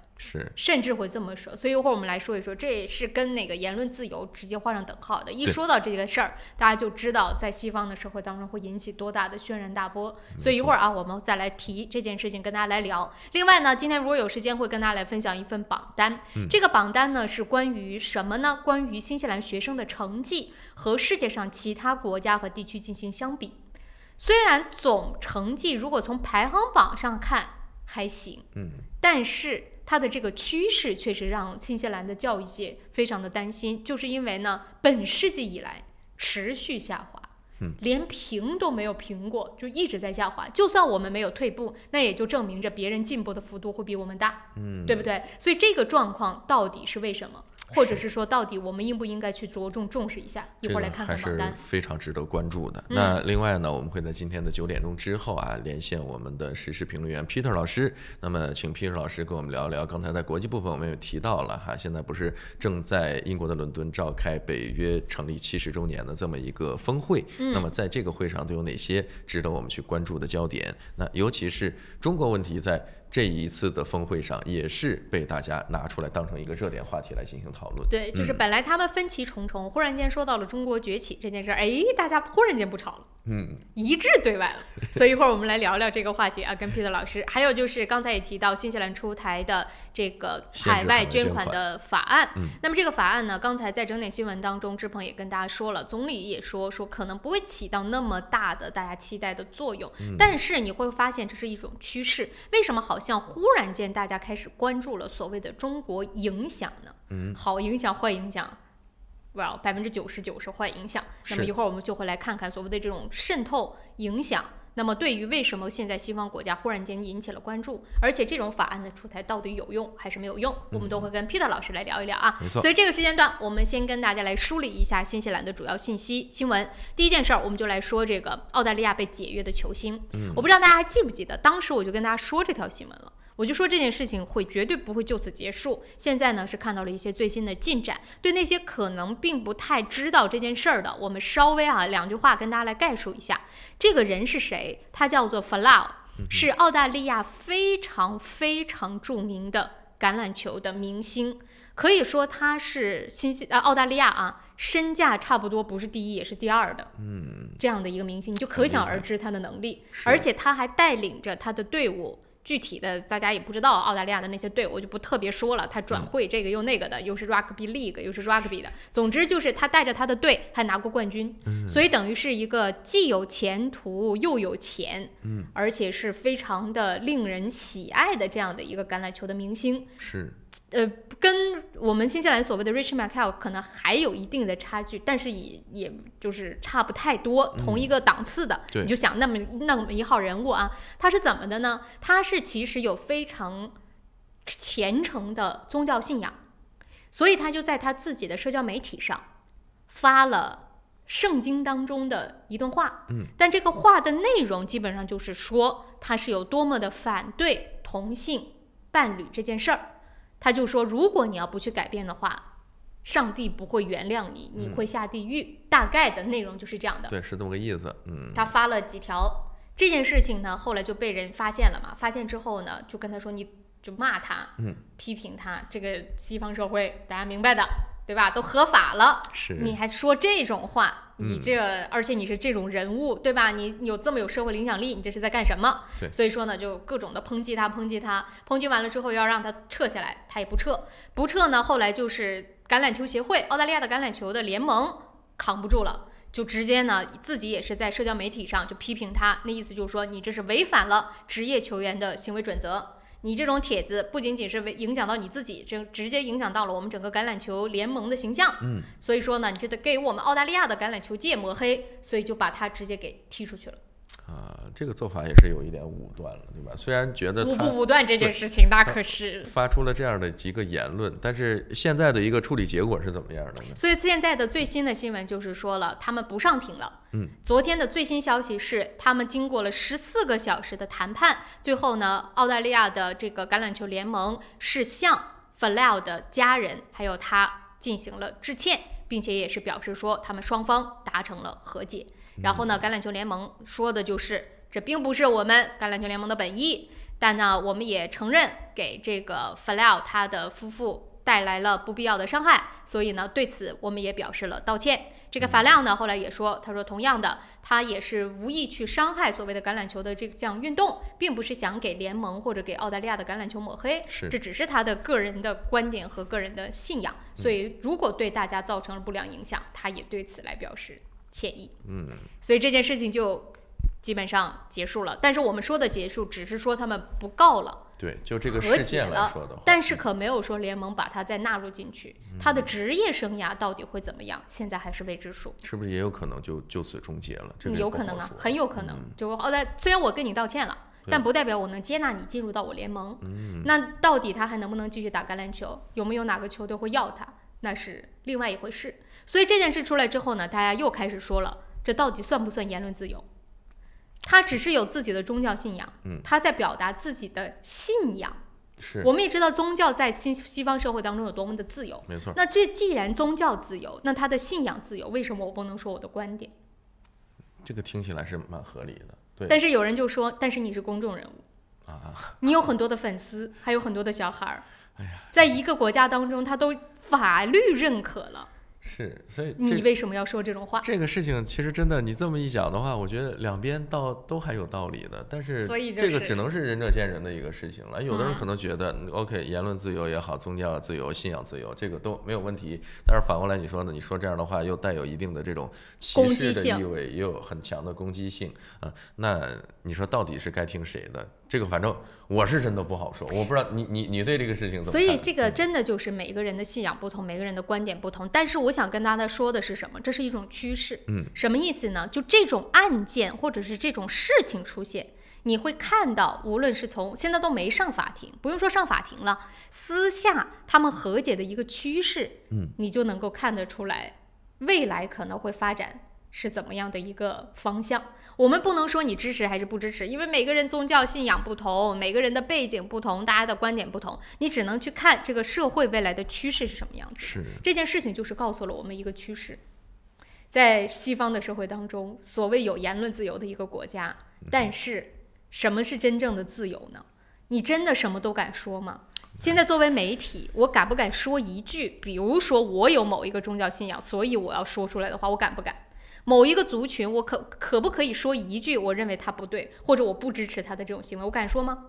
虽然我可能不会被人关到小黑屋，或者是我不会从这个社会当中消失，但是我可能我这一辈子的任何我的职业生涯或者我的社会的关系网就彻底完蛋。是，所以你说自由不自由的这个话题很难说吧？咱也不敢说，咱也不敢问，所以还是咱们公正客观的为大家梳理新闻事实就好。对，我只能是把这件事情告诉大家，每个人的观点，我估计现在大家也不敢说。听完了之后，可能自己心里也在支持或者不支持，但是特别敢说的有多少？你有人真的现在敢站出来，站在他的一方，说我支持他，他就是自己的宗教信仰，他说错什么了？有人敢说吗？那你这样说的话，别人有可能就会扣一个说，哎，你这是不是支持歧视啊？对吧？很有可能会这样说。而且我们也知道，就比如说现在在新西兰这边也是那个族群，就我们说整个的那个同性啊、什么变性啊等等的那个族群，他们力量也是非常大的。有的时候什么歧视不歧视这件事情，你在他们的口中可能就变味儿了。没错。所以大家自己明白我的意思的，我就不往下深说了啊。那么就说到这个所谓的歧视，昨天其实还有另外一条新闻。这个呢也是引起了非常多人的争议。这个针对的是什么呢？针对的是萨摩亚最近不是在麻疹疫情嘛，非常非常的严峻。一会儿有时间我再跟大家来更新麻疹疫情到什么程度。但现在说的是什么呢？是一幅漫画，最近也是被人骂惨了。这个漫画的作者其实是新西兰非常著名的漫画家。那么他这个漫画的内容呢，画的是什么？跟大家来稍微简单概述一下。就是说呢，有2个女子从一家旅行社走出来，然后其中的一个女孩就说了，说现在全世界最少人去的旅游景点是哪里？另外一个人说，应该就是萨摩亚的某处吧。这个说的，就是首先呢，萨摩亚现在是经历一个非常严重的疫情，我觉得这个漫画真的是有点拿这么一个严肃的事情在开玩笑吧，可以说是，然后虽然说是一种比较戏谑的这么一种口吻哈，但是真的在我看来这么说是不应该的。你要让我说的话，我觉得这个你说是不是有这种怎么讲呢？是讽刺，咱不好说，但是最起码不应该拿这个事情去开玩笑。他就觉得，反正现在就说非常不尊重嘛，这不就被拿出来骂。现在包括了这个画家，包括了出版这篇漫画的，等于说编辑，全都出来道歉。但是也有人在背后就说了，人家怎么了呢？不是自由吗？那我说这个，我歧视谁了呢？我只是来阐述一个用讽刺的，或者是用这种比较幽默的方式来阐述，现在萨摩亚没有人去，我歧视谁了呢？这个就应了，我讽刺谁了呢？就应了咱们说的，虽然说你这个漫画可能画出来初衷就是想调节一下气氛，但是结果是大家都很气愤。然后这个当时的那个漫画家啊，是一直都不愿意出来道歉，就说我只是你漫画是什么？它不是一个新闻，对吗？它也不是一个纪录片。我漫画就是用我自己的幽默在阐述一个社会的现象。他想阐述的现象只不过就是萨摩亚现在的这个麻疹的疫情非常的严峻，大家都不愿意去。你用的是纪录片的方式，我用的是漫画的方式，我惹谁了呢？他的意思就是说，但是迫于现在社会的这种压力各个方面的，他就要道歉了嘛，所以全部都出来低头道歉了。是，那道歉吧也就到了，但是我们其实更关注的是萨摩亚的这个疫情。现在疫情真的是非常的严重，尤其是很多这个年龄比较小的这个小朋友的这种患者。现在萨摩亚已经有60多人死亡了，整个其中当中大部分都是儿童，而且现在萨摩亚现在就是不允许大家出门，只有政府的车辆可以出门。不过因为时间的关系啊，到8点27了，我们得稍作休息一下。一段广告回来之后呢，我们再稍微跟大家来更新萨摩亚现在的这个疫情到底到了什么程度。广告之后。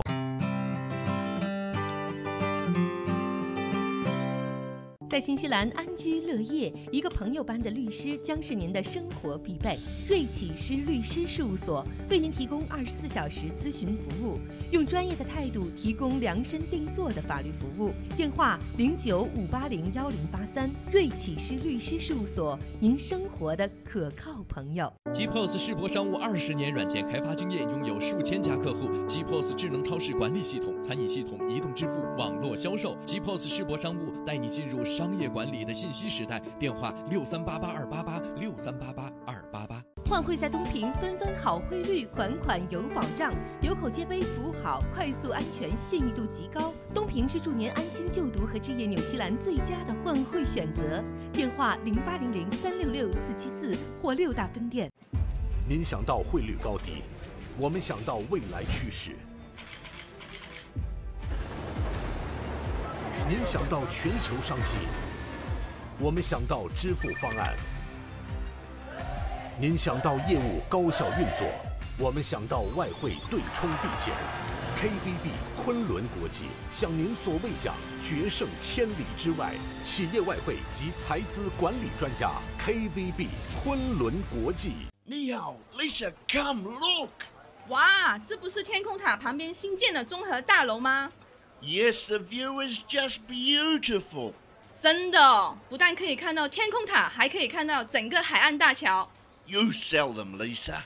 来吧，如果你想拿到最新的图片、价格表、宣传册，现在就给我电话022-1948-160，022-1948-160。Go go go! Call Lisa quick。安吉拉杨为您推荐5号 Kingston Avenue Monroe-Scale 1930年代的特性 bungalow，3房加学习房和独立的客厅带壁炉，宽敞的门厅，地高景美，能看到天空塔。位于方便地段 Dominion Road 旁，走路去太平购物超市、银行、中餐馆、公交车站及其他便民设施。Dominion Road 小学就在您家背后。近 Monroe-Scale 初中、高中，开放日周6日12点到12点半，请联系杨丽萍021-338-311。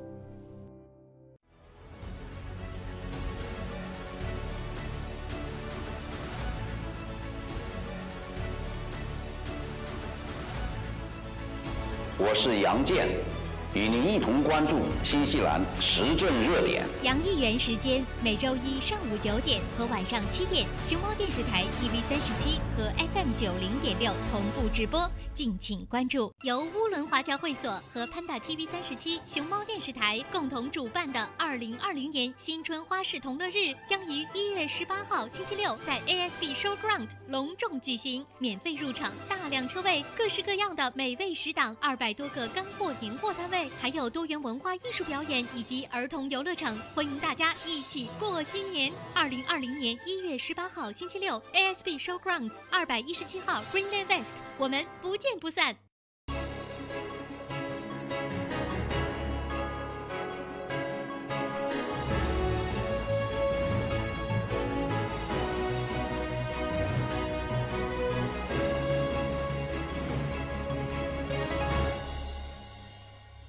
朝闻天下由春丝面条冠名播出，春丝面条丝丝真情，中国挂面知名品牌。早上的8点30分，我们还是快速来关注一下奥克兰主要高速公路目前的路况信息。就比今天早上的时候呢，从点连成了片，大家懂什么意思吧？刚才我早上的时候说的是几个个别的断断续续的红，现在就是成片红。点连成了线，线连成了片。来，1号高速从南往市中心，基本上是从20号高速连接口就开始堵，一路呢现在是堵到了。过了，我看啊，这都已经快到 Cabot Pass Road 了，全线红色交通拥堵。哇，最近大家上班的这个心还是很积极的嘛。16号高速西区往市中心前半段仍然是黑色大塞车的，中间段在 Lincoln 附近稍微恢复畅通，然后从 Tiatatu 就一直堵，过了散路全都是红色交通拥堵的。北岸1号高速往市中心也是一直堵，反正在 Albany Express Highway 那边还是黑的，接着就一直红到过了 Eastman Road。然后再黄到海港大桥，才会恢复畅通。小路上也是全黑，所以我就不想再就不用具体说了，反正就这样的一个情况。红和黑其实对于很多的人来说，大家都会觉得没啥区别，反正就是堵嘛，是就那样。但是呢，我也是提醒大家啊，一定要戴好墨镜。最近一段时间呢，真的夏天来了，紫外线非常强，是为了保护好我们自己的眼睛。还有呢，夏天可能有点热，大家呢情绪也会比较的易怒，保持好车距。平平安安的上班，开开心心的下班，好不好？没错，这个怎么说呢？在新西兰，其实路怒的出现的概率还是比较低的，是吧？跟哪儿比吧？对，那是看跟哪儿比，但是相对来说的话，在尤其是早晚高峰的时候，大家还是保持一个比较稳定的这么一个心态。对，尤其是天热了，像小娇刚才说的。那接下来我们也关注一下今天的财经方面的一些资讯。首先是股市方面，新西兰 NZX50 指数报11209.87点，跌18.40点；上证综合指数报2878.12点，跌6.58点；道琼斯工业指数报收27677.64点，涨174.83点。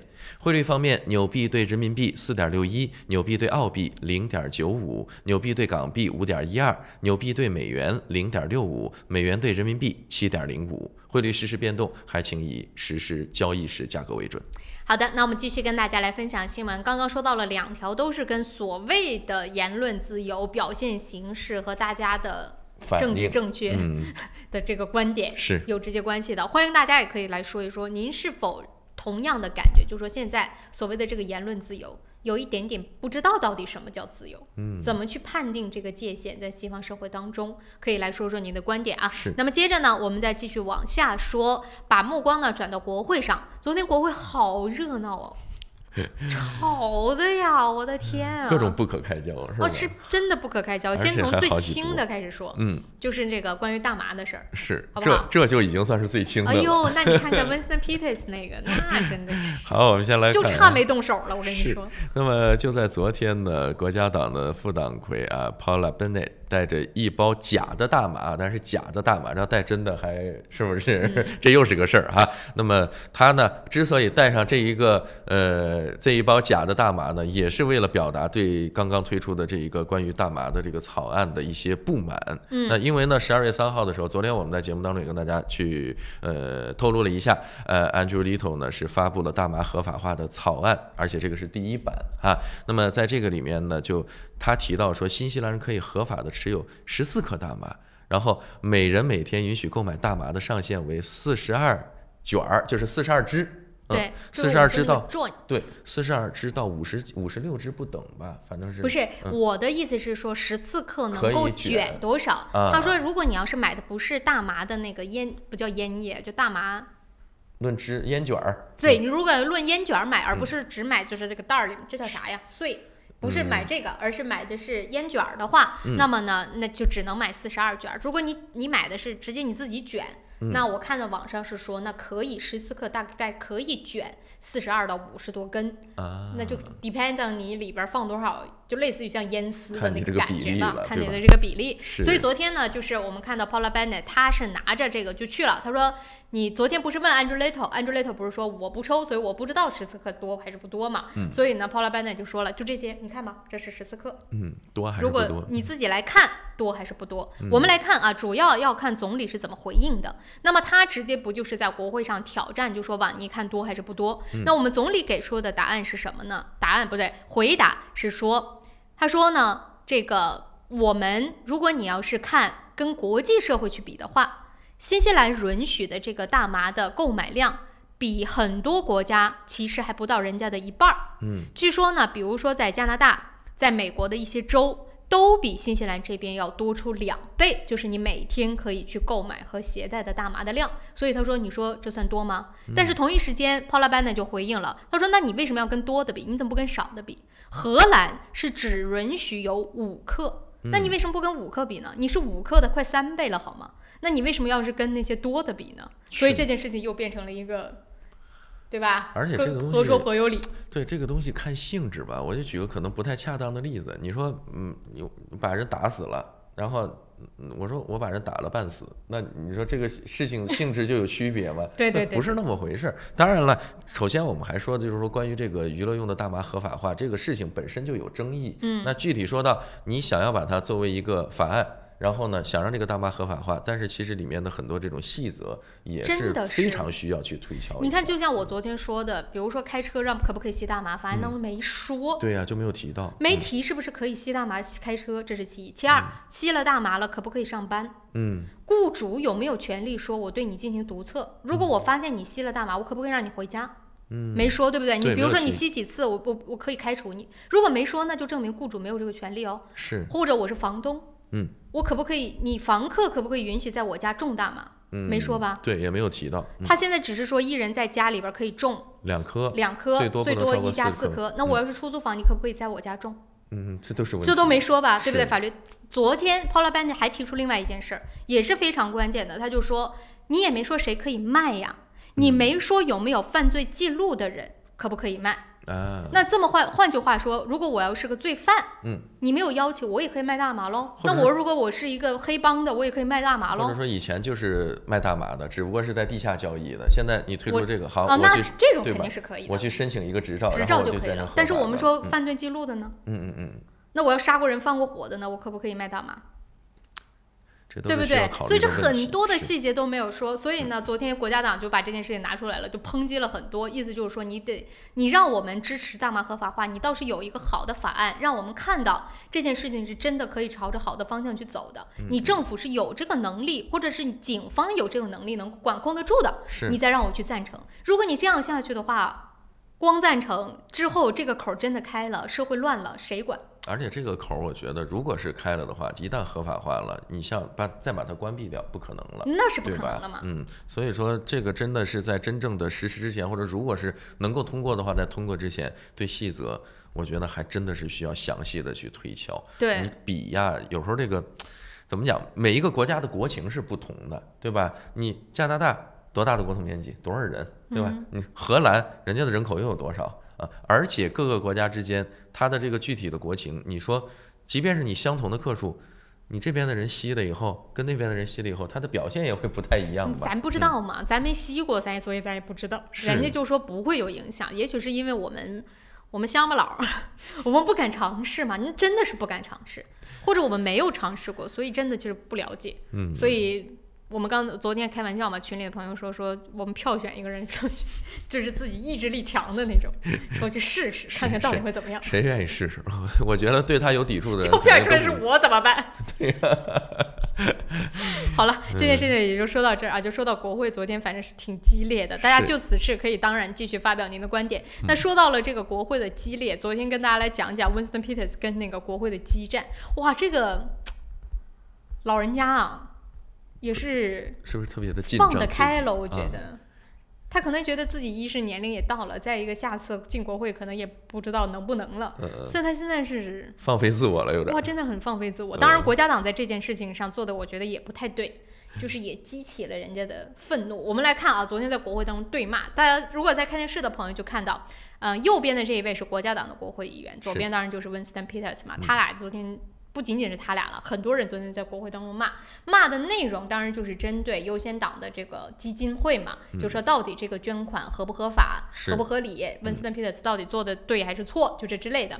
怎么打的嘴炮啊？我们先跟大家来说，就第一件事情呢，就首先是这个Winston Peters 就在国会当中说了，他说我今天站在这儿，为什么我要把这件事情再这么说一遍？就是因为我的办公室还有我的这些委员会的议员。听到了一大群 you know what， 他原话就说的是 you know what， 但是这里面指的就是骂人的话、脏人的话，不能在那个国会当中说嘛，所以他所有的脏话全都用的 you know what 来代替，所以他就非常气愤的在说，就是这么一大群人指着我们的鼻子骂，然后呢，你看看现在我站在这儿了，我当然要抨击一下那啥，就是这种状态。昨天就在说完了之后呢，大家就不还是趁着这个。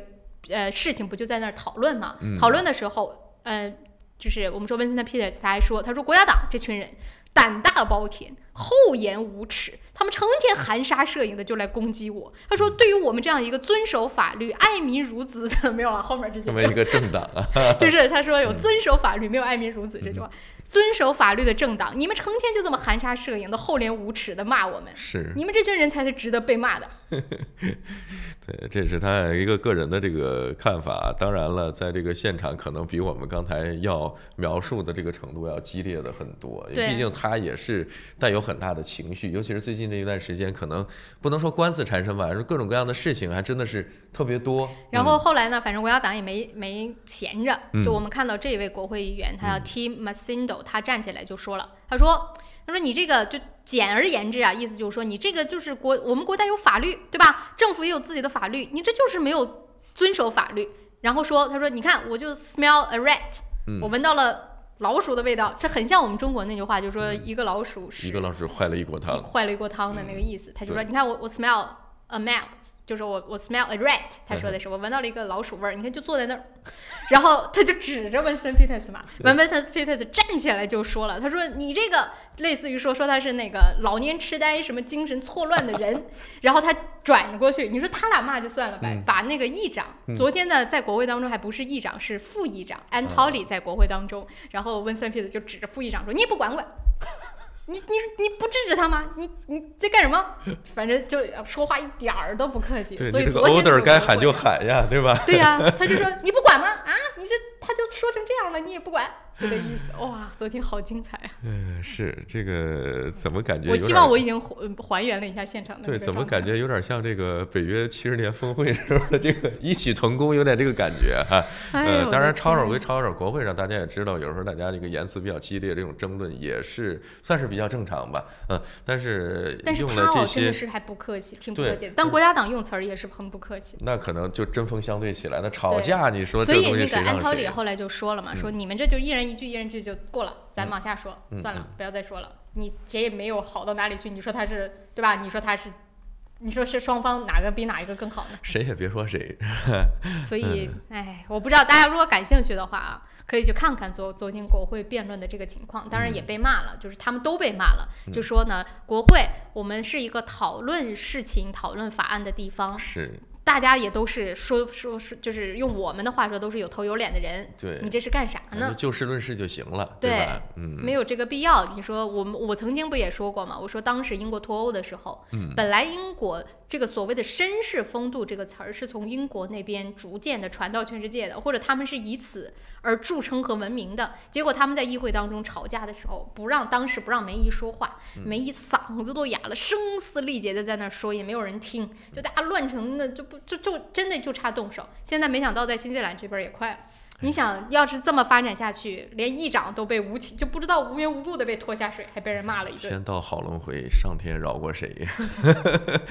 反正还是，我就觉得，虽然说咱也进不了这个现场啊，咱也说不上什么话，但是觉得这么一个场合，还是大家保持应有的风度，对吧？保持应有的克制，讨论事就是讨论事，就事论事就好。但是我觉得呢，Winston Peters 有一句说的也对，就是安涛里为什么不管？他说你这还不管？倒是也得管。对，该管得管。好了，时间关系，我们稍事休息。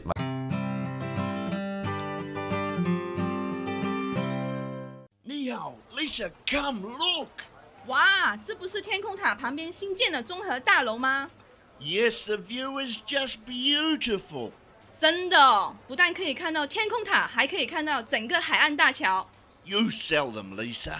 来吧，如果你想拿到最新的图片、价格表、宣传册，现在就给我电话022-1948-160，022-1948-160。Go, go, go, call Lisa quick。玉山出新品了，最新推出的 Ushi 乳酸菌饮料，完全不含脂肪，还能益促进肠道健康，喝起来酸酸甜甜，让您一整天都有好心情。还有 Ushi 水蜜桃味冰红茶和 Ushi 芦荟饮品，大颗的芦荟果粒，好好嚼，让您根本停不下来。这个夏天，快来尝尝我们全新的 Ushi 家族吧！玉山之父，你我之福。公司地址43A Lady Ruby Drive East Market， 联系电话0927235519，0927235516。新西兰百伦移民留学23年老字号，100%免中介费申请留学，专业办理各类签证、移民申请。要留学找百伦，要移民找百伦。Resin 10月促销活动正在进行 ，Resin 高级油漆和木材着色剂75折到7折优惠，墙纸7折优惠，粉刷用具75折优惠，让 Resin 祝您省大钱。石围鲜酒家，老字号的粤式餐厅，天天茶室，精美点心，飞尘出新，特色小炒，时令菜式，喜宴寿桌，社团宴会，欢迎预订。530号 Fraser Road Greenland。我是慕斯，我是健康睡眠系统，我的使命就是为地球上的每个人铸就美梦。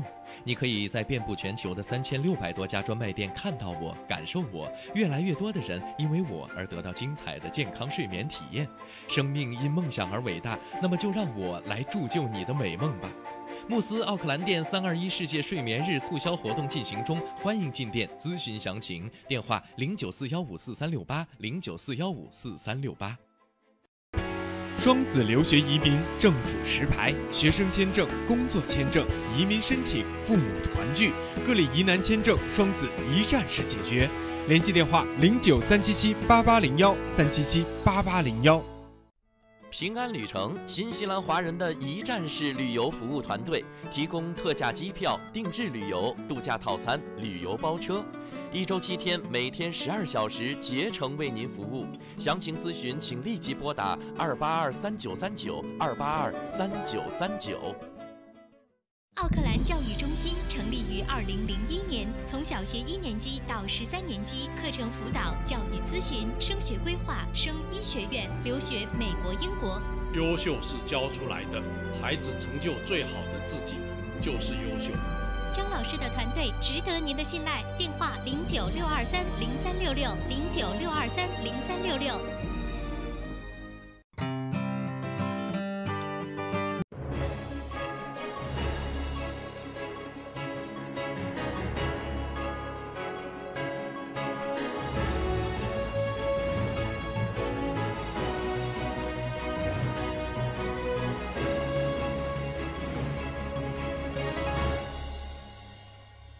朝闻天下由春丝面条冠名播出，春丝面条丝丝真情，中国挂面知名品牌。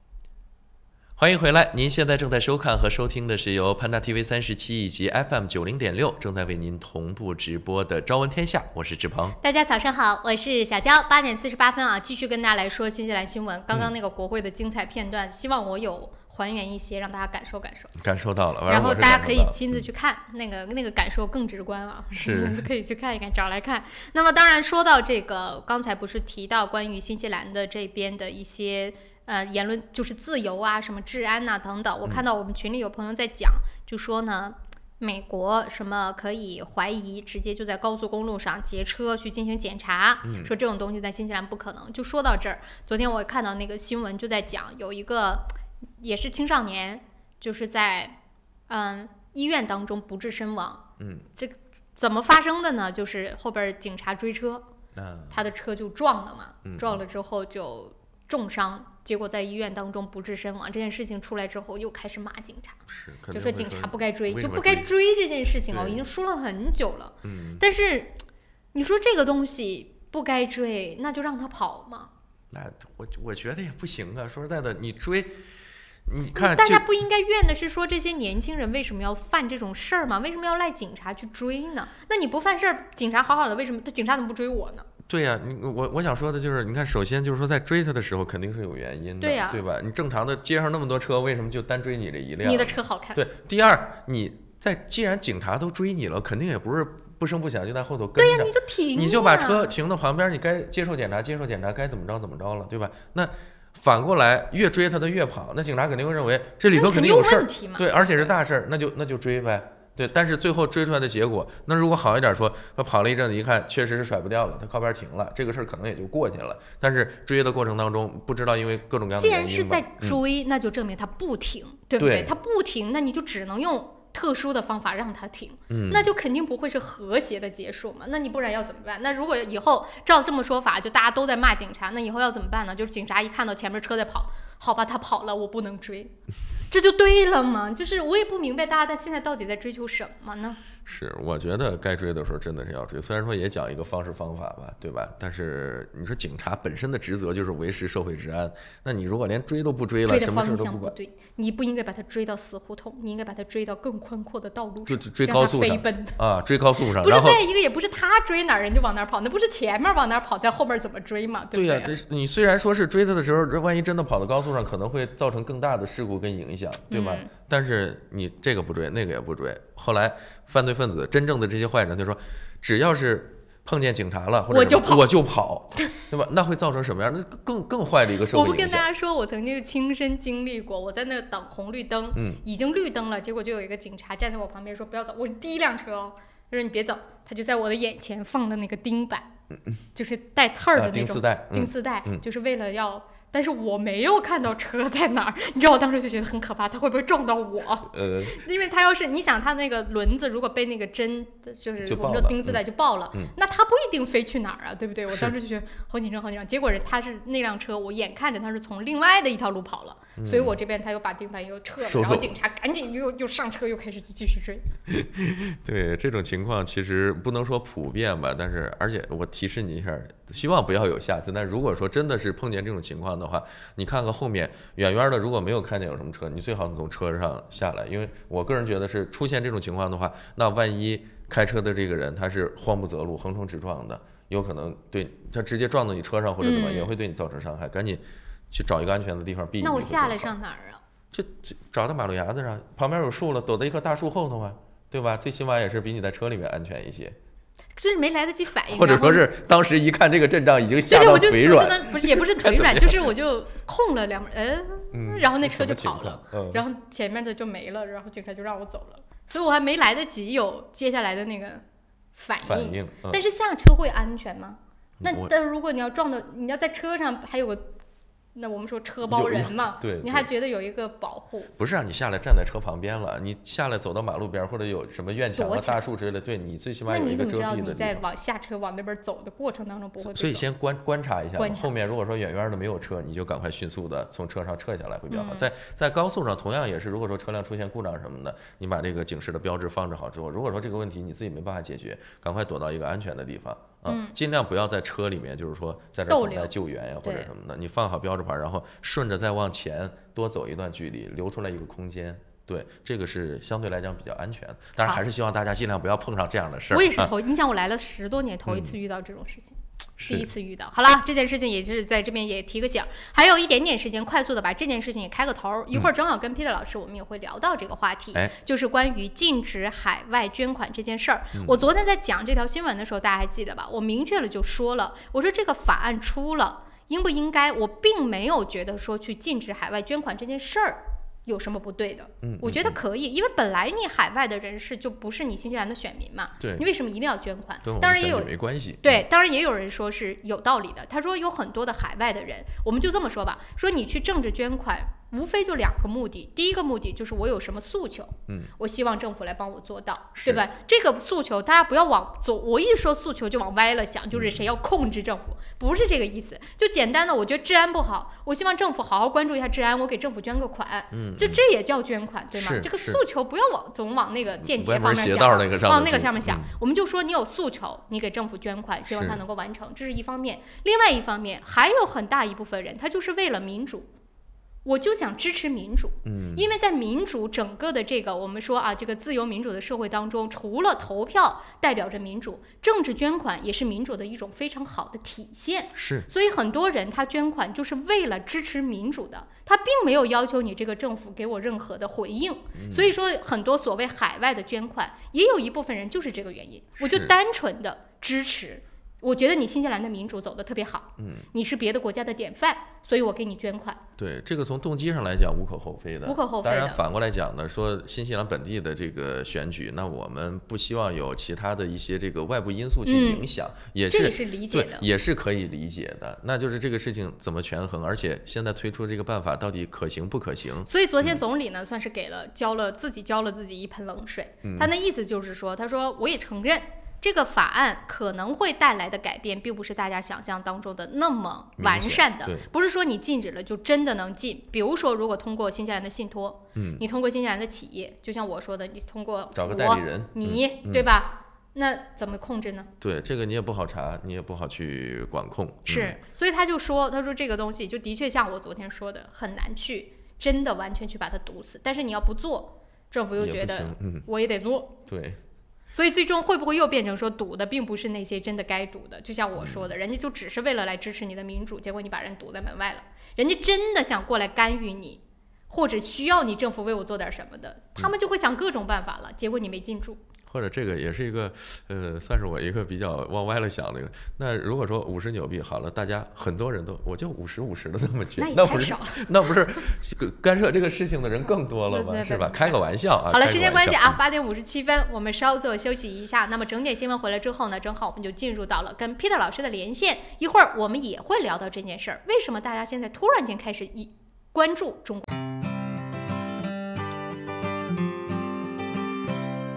换汇在东平，分分好汇率，款款有保障，有口皆碑，服务好，快速安全，信誉度极高。东平是助您安心就读和置业纽西兰最佳的换汇选择。电话0800-366-474或6大分店。我是慕斯，我是健康睡眠系统，我的使命就是为地球上的每个人铸就美梦。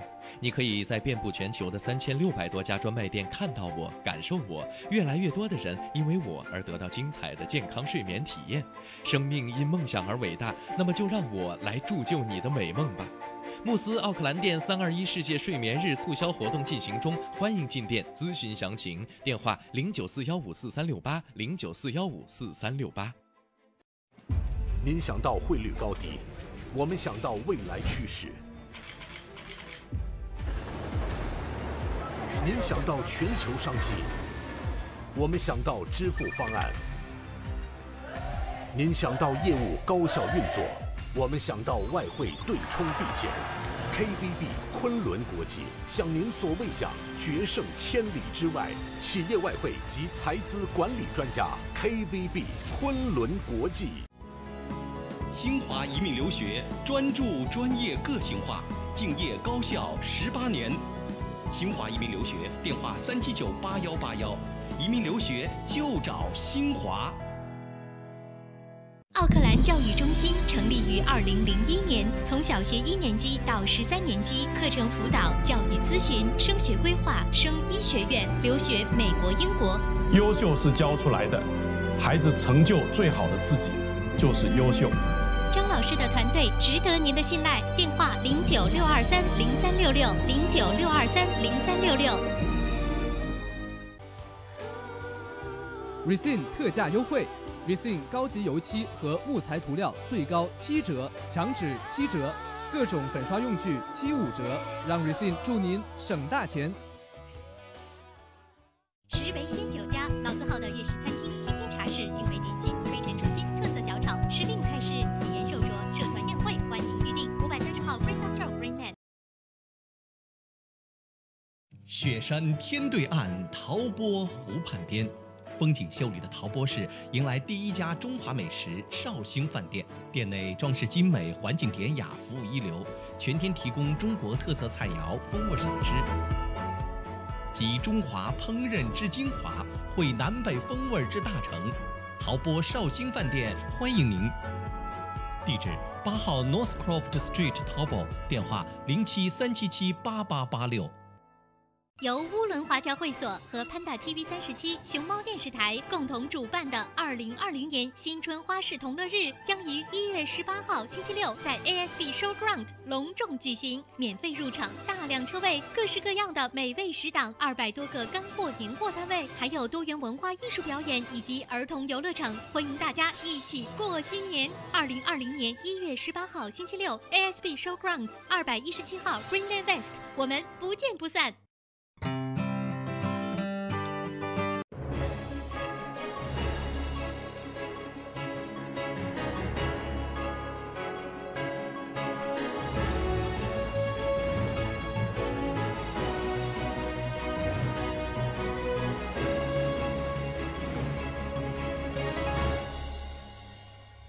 朝闻天下由春丝面条冠名播出。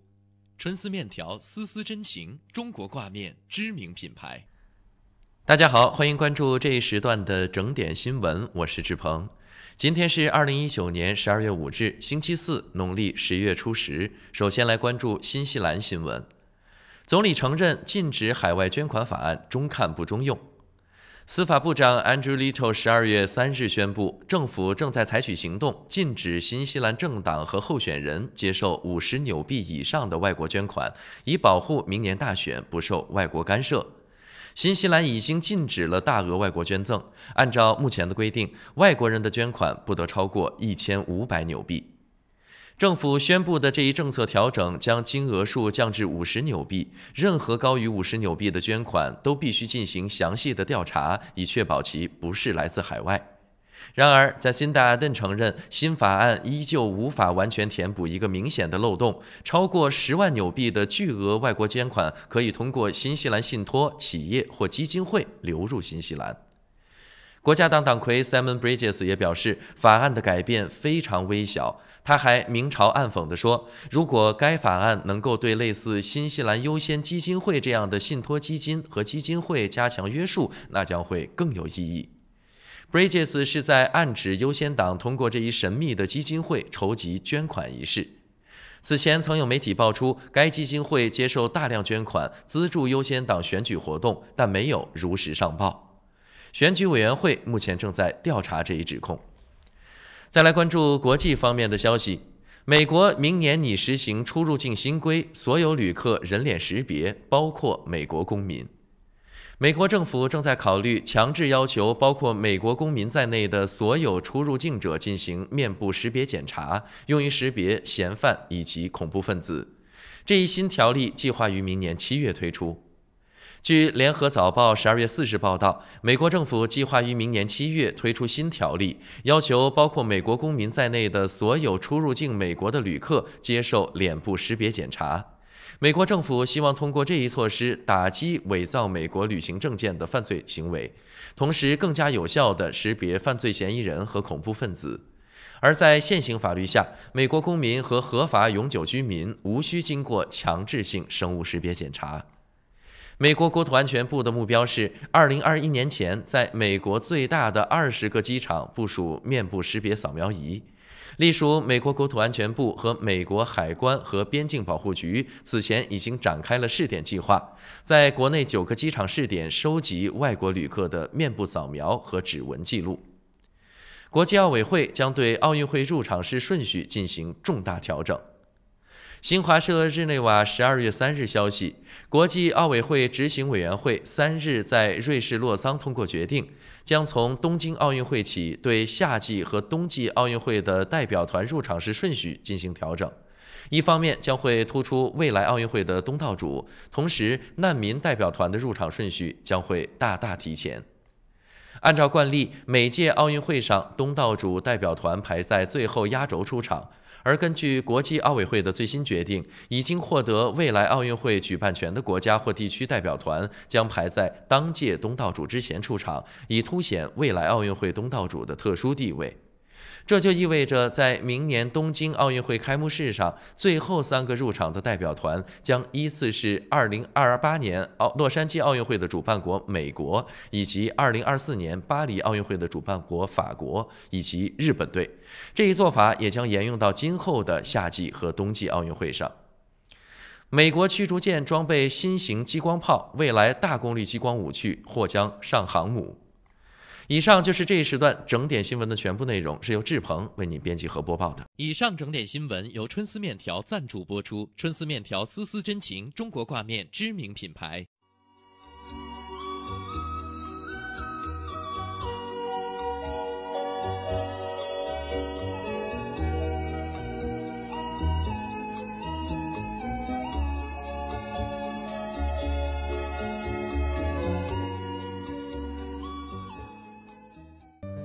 天气预报由玉山 KCH 独家冠名播出。玉山出新品了，最新推出的 USHI 乳酸菌饮料，完全不含脂肪，还能易促进肠道健康，喝起来酸酸甜甜，让您一整天都有好心情。还有 USHI 水蜜桃味冰红茶和 USHI 芦荟饮品，大颗的芦荟果粒好好嚼，让您根本停不下来。这个夏天，快来尝尝我们全新的 USHI 家族吧！玉山之父，你我之福。公司地址43A Lady Ruby Drive East Market， 联系电话0927235519，0927235516。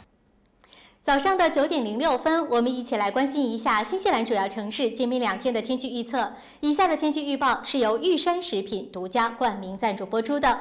我们先来看新西兰北岛的北部地区，零星的还有一点点阵雨出现，基本上大部分范围之内都会是晴有云的好天气。那么在奥克兰呢，气温方面啊也是非常的舒适，如果整个夏天都能这样该多好！最高温度24度，最低15度。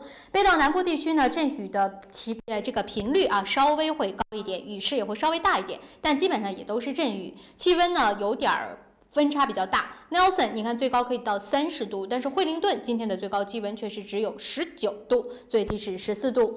那么南岛北部地区呢，今天也基本上都是晴有云，偶有阵雨的这样的一个天气的状况。那么呢，在气温方面也跟北岛差不多。Nelson 今天最高是22度，最低温度12度。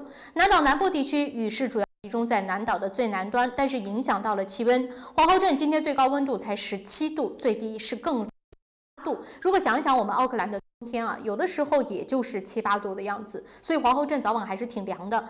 那如果最近有去玩的朋友啊，还是要注意一下保暖。那么到了明天呢，又会有一股降雨影响到新西兰，当然主要还是集中在南岛。最近天气不是很稳定，但是北岛的北部的大部分范围之内会幸免于难。明天奥克兰是阵雨的天气，气温17到24度。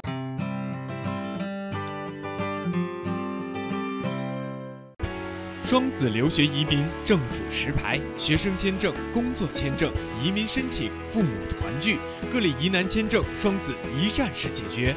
联系电话09377881377801。申请父母退休移民找百伦，申请投资移民找百伦，申请技术移民找百伦。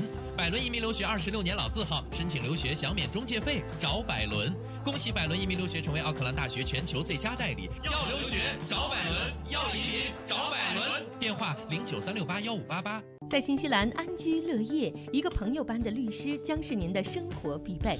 瑞启诗律师事务所为您提供24小时咨询服务，用专业的态度提供量身定做的法律服务。电话0958011083。瑞启诗律师事务所，您生活的可靠朋友。Resin 10月促销活动正在进行 ，Resin 高级油漆和木材着色剂75折到7折优惠，墙纸7折优惠，粉刷用具75折优惠，让 Resin 助您省大钱。换汇在东平，分分好汇率，款款有保障，有口皆碑，服务好，快速安全，信誉度极高。东平是助您安心就读和置业纽西兰最佳的换汇选择。电话0800366474或6大分店。GPOS 世博商务20年软件开发经验，拥有数千家客户。GPOS 智能超市管理系统、餐饮系统、移动支付、网络销售。GPOS 世博商务带你进入商业管理的信息时代。电话6388-288，6388-288。来自柬埔寨传统优质稻米产区的龙凤牌上等特级茉莉香米，2019年新米全面上市了。龙凤牌茉莉香米100%的茉莉香米，晶莹剔透，清香软滑，价格适中，深受广大消费者喜爱。龙凤牌上等特级茉莉香米，餐馆酒楼消费者的最佳选择。买大米请认准龙凤牌，新西兰总代理林氏兄弟出入口有限公司。如果您懂英文，生活就会更便利。Dinner Speak 全日制 NZCEL 新西兰英语证书课程2月24日即将开课，请速报名。由初级班到中高级班，入学考试将为你选定相应级别，每周上课12到15小时，有教师指导，可以由浅入深学习听说读写，还有20到22小时的自修时间。学习结束可获 NZQA 毕业证书。16岁或以上的新西兰永久居民或公民，课程全部免费，还可申请学生津贴。咨询热线0800355344。周一聊天室带您尽览天下大事，新闻事件深度解析，全球消息尽在掌握。一起相约周一聊天室，每周一下午4点，熊猫电视台 TV37和 FM 90.6同步直播，敬请关注。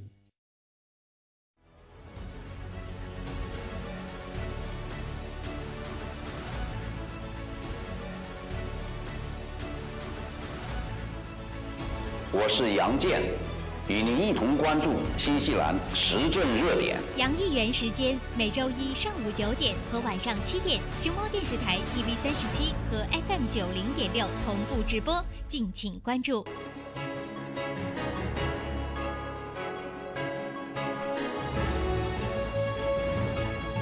朝闻天下由春丝面条冠名播出，春丝面条丝丝真情，中国挂面知名品牌。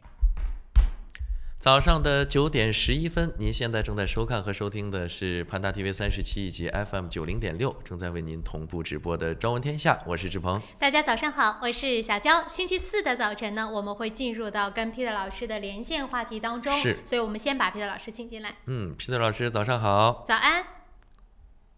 早上好，小娇，早上志鹏，听众观众大家早上好。那么在这样一个阳光明媚的早晨，我们要跟 Peter 老师来聊几件不是那么阳光明媚的事儿。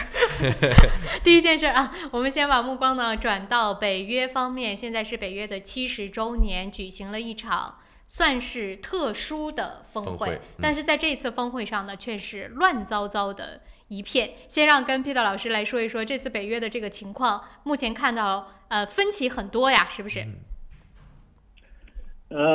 对。分歧有一些了，当然比以前呢多了很多，因为世界格局发生了很多变化。特朗普总统这个成为美国总统之后，撕裂了这个中国、欧洲很多世界上很多国家的这些之间的关系特别是美国跟这些国家的关系，不管是经济的、贸易的，还是安全的，还是科技的，都存在了各种各样的影响。所以我们知道，现在国际上有个非常 popular 的政治名词叫做特朗普不确定性。是。因为特朗普不确定性呢，大家对他的各个角度的观察、各个方式的这个分歧就会多起来。那开个会呢，就当然分歧就多了，而且很多分歧讲老实话都是特朗普的表述当中引出来的。他的推特好了，他的对外发言好了，他的记者招待会他挑出了很多矛盾出来。但是核心就是一个，对特朗普来说，他非常明确，就是美国第一在任何方面美国都第一。因为他呢有点像个怨妇，就到处说美国吃亏了这么多年，所以他把美国吃亏的东西要拿回来。这个有这种。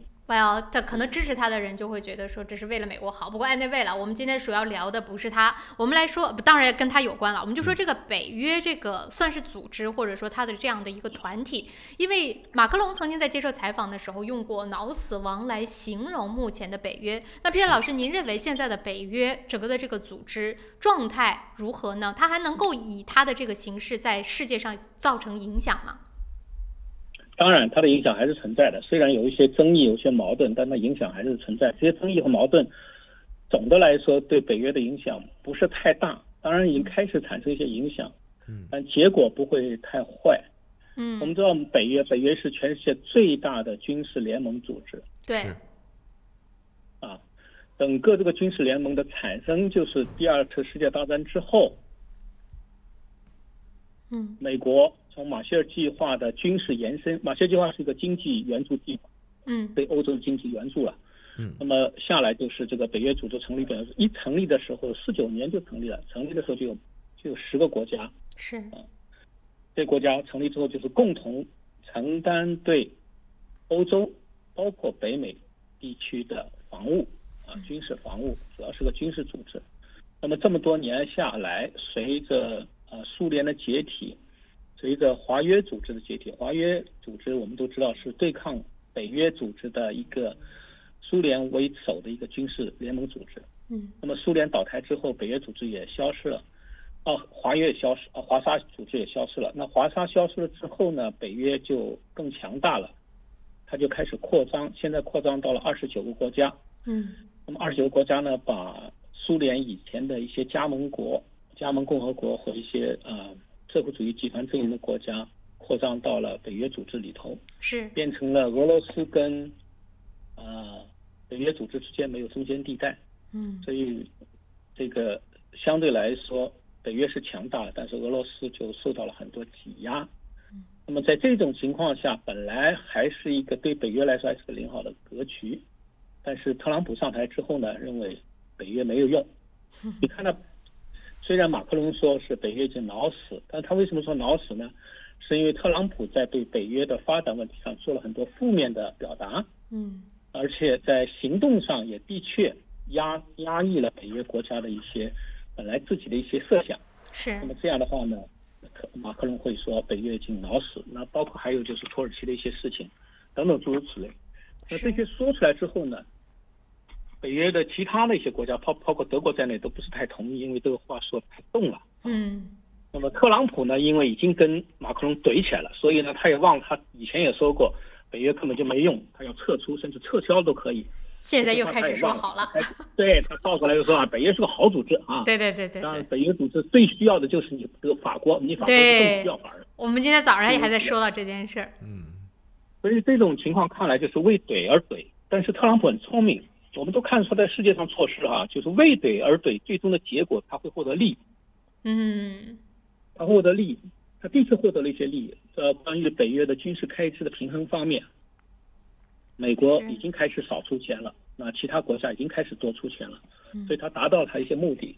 但是这种做法呢，会让美国人在国际组织当中的信用度会降低。我们知道，自从特朗普领导美国之后实际上他在全球的各个领域的信用度都在大幅度的降低。他说的话，大家现在就是半信半不信的，谁知道他会不会变卦？对，是啊，这就是不确定性嘛，对吧？大幅度降低。但是美国的长期积累的这个 credit， 就是实际上它的信用度很高很高。它虽然现在损失了一部分，但是它还有很多的存量，所以它还敢折腾。而且它无论如何，它还是世界上最大的一个国家。你无论是从美金，你从各个方面的这种控制，你没办法。对，没错。所以他敢耍无赖，拿他也没办法。而且就说到这儿就是我们说起这一次北约的这种，也算是一个特殊的峰会，正好庆祝它的70周年，算纪念它的70周年。那么我看到有很多媒体在报道，就说他们虽然争归争，但是呢打着骨头连着筋，他们很多的事情呢还是会抱在同一阵线上。比如说，就尤其是针对中国，我看到有媒体就在报道说，这次北约峰会上呢也是聊到了关于中国的崛起，在这件事情上反而成为了他们共同一致对外的集体目标。那Peter 老师，你对这样的一个状态是不是也觉得就是很正常？很正常。这个东西呢，一方面要认真的对待，第二方面也不要过分的重视。原因是什么呢？很简单，首先这个要把中国作为一个话题来讲。以前北约从来不谈到中国，因为中国离它太远了，它主要的方向是俄罗斯它内部的安全和俄罗斯。对。那么你想想，你盖在地图上，你在欧洲的时候，那中国太远了，而且中国从来都是个落后的国家，有多大影响力，所以管都不会去管它的。而且第二次世界大战虽说是战胜国，但是实际上没有多少力量的，对吧？对。所以北约是从来不管的。但是的确这30年来、40年来，中国的崛起的影响力的确在增加，而且中国目前这10年来或者说7、8年来，对世界的影响迅速在提高。这个提高呢，就是说中国已经不满足只是一般小商品、低级制造商品和一些简单的基础工业产品的这个生产，而且已经开始往高科技、高质量的方面去发展。那么这是一个。另外呢，中国的军事能力也逐渐的增加。中国不论是对沿海还是对太空武器的发展都非常显著，而且水平很高。那就像这个北约的秘书长斯托尔滕贝格他讲的非常清楚。他说他讲了一连串问题。他说你看北极和非洲都看到中国的影子这个我们在网络安全方面也看到了中国影子。中国是第2大的这个国防预算国中国现在各方面的建设已经进入我们欧洲的边缘，我们欧洲其他国家都已经接受它的大规模的这个支持，包括基础建设，5G 也是要我们重视的问题，讲了一大串，说明他已经在脑袋里已经体现了中国很多这方面对欧洲感到深感恐惧和担心的这种影响，触角已经伸到我们这儿来了。对，这种担心的影响，这个你要是曾经是强国的话，你会感觉到，因为在强国的控制下，一切都很安定，没有哪个国家敢起来。现在起来感觉非常敏感。是对一个落后的国家来说，它反而不敏感，就是说我成长必然会走到这个地步我也没有要你什么东西，我也没有抢你什么东西。我有建设能力把国家建设好，我有能力跟别的国家合作了，我就跟别的国家合作。恰恰是你感到你能力起来了，可以跟别的国家可以合作了，大家共同合作共赢。但是对于一个强者来说，已经侵占了我的势力范围。对，没错。对啊，所以这种心态就导致说，我们既要重视又不要重视。既要重视的原因是，它的确被欧洲的强国看出来是一个挑战。这个挑战呢，怎么讲？是中国对他的挑战呢，还是他被挑战了？更多的是他感到他被挑战了。没错。但中国有挑战他吗？中国没有挑战他。对吧？中国经常还是说什么“一带一路”等等，他是一直想在跟欧洲来进行这方面的合作，但是对方来说，他又想要中国的这个合作，比如说贸易啊这个方面的，但另外一方面他又把你当敌人。是，对，这就是志鹏跟小娇你要理解的。我曾经以前在讲过节目，就是说我们现在的时代，2008年以前的时代，全球是殖民时代。什么叫殖民时代？就是殖民主义者所控制设计的整个国家社会结构。但是中国崛起显然打破这个结构了。是。那对他们来说非常紧张，所以这个你像中国政府经常讲说100年未遇之大变局。如果我们从殖民主义的架构来看，那是500年未遇之大变局。对，对不对？西方人在500年用了500年的时间，把世界通过殖民主义把世界打造成今天这个样子。现在没想到有一个大国起来了，它改变这个结构。是，没错。但你看啊，这个有趣的点在这儿，就说我们现在这个变局，我相信大家都承认了，无论是他希望的还是不希望的，想要看到的还是不想看到的，这个变局已经是事实。那接下来，比如说像跟北约这样的组织，我们跟美国的这种关系就很明显的已经知道是怎么个走法了。那像跟北约，尤其跟欧洲，那中国和欧洲的关系又怎么走，或者是说更好也好，或者是就是对于两个地区来说吧，怎么样才是比较好的方向呢？我认为这里头啊，就看两方面。第一个呢，这个西方国家包括美国的不适应感，要怎么样尽量的缩小，让它减轻这种不适应感。对，这是第一个。但是更主要的是中国怎么做啊？中国怎么做？第一个，中国发展，中国一定要在崛起的前头加上和平。就严严紧扣和平这个概念，尤其对欧洲，因为欧洲的确讲，欧洲如果处理方式不当的话，会容易把欧洲逼向美国。对呀，很容易啊。尤其你比如说，你看这次5G就是很简单的例子。以前我们一直看到欧洲的5G，欧洲这些西方国家可能会接受5G，但是你今天看了这次峰会的时候，你可能有一个感觉，欧洲国家可能最终不会接受。对，没错。为什么？因为5G 是一个军用、民用共享、共用的一个通讯系统，它不能分成两套，一套是军事的，一套是民用的。是。所以现在北约组织明显提出5G 是一个很重要的问题，因为这牵涉到军事情报。那所以北约的各个国家，尤其北约组织，可能在5G 方面逼使欧盟各个国家不要用华为的。所以这个就跟各个政府就不一样了，因为军事力量很强大。美国在这里做了大量的工作。这次为什么一定要谈到中国？是美国建议的。是。美国要求这次特别峰会要谈中国问题。那么，当然，现在的北约峰会的秘书长贝托尔滕贝格他也愿意参与，虽然他讲得很缓和，他说中国对他们来说是个挑战，诸如此类的，他们不想与中国为敌。对，他也不愿意关心南海的事情，但是他认为中国的影响离他越来越近，他有点受不了。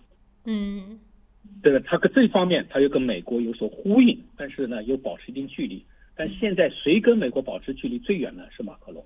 是。马克龙再三说，我们北约这个国家北约组织，我们最大的敌人是恐怖主义。不是俄罗斯，也不是中国，也不是中国。对，这个讲得非常非常明确。好在欧洲大陆最主要的老牌国家能讲这句话，领导人这句话，显然对北约组织配合美国把中国作为假想敌来说，起了很大的破坏作用。或者是纠正作用。对，非常重要。那么默克尔也是有基本上跟马克龙对待中国问题上有相似的看法，都认为不应该把中国为是个敌人，是潜在的敌人。是。而且呢，这个话说的时候还要有那个技巧性啊，还得把俄罗斯带上，不能光提说中国，说俄罗斯也不是敌人。因为俄罗斯是一个传统敌人嘛，俄罗斯是一个传统敌人。对，所以这方面看怎么做。那中国呢，的确我们作为中国人，我们太了解了中国的基因当中，中华民族啊，这个基因当中的确扩张的能力、与人为敌的能力，这方面跟欧洲人比相差太大。对的，我们是没有这个基因的，讲老实话。但是欧洲人不行，因为欧洲人500年的殖民扩张史，就是在这个基因出来的，而这个基因越来越强，他们是这样发家的，他们都认为任何一个强大起来的国家都会跟他们一样的。的确是，但是中国的学习能力很强呀，就是在打仗的过程当中，无论我们说贸易战啊，还是真正的打仗的过程当中，人家出什么招，他会很快的想出后招嘛。这个学习能力也是可以值得肯定的。就用一句话说，中国人很善于在战争中学习战争。对。但是这里头要注意，现代社会当中，在战争中学习战争固然是种能力，但是主导思想上还要注意避免走回零和游戏。因为战争中学习战争用过来马上用户对付别人，实际上这种传统的博弈学当中，它就是零和游戏。是。这对今后解决问题并不是好，它是万不得已的方法。这是首先要采用的方法。是。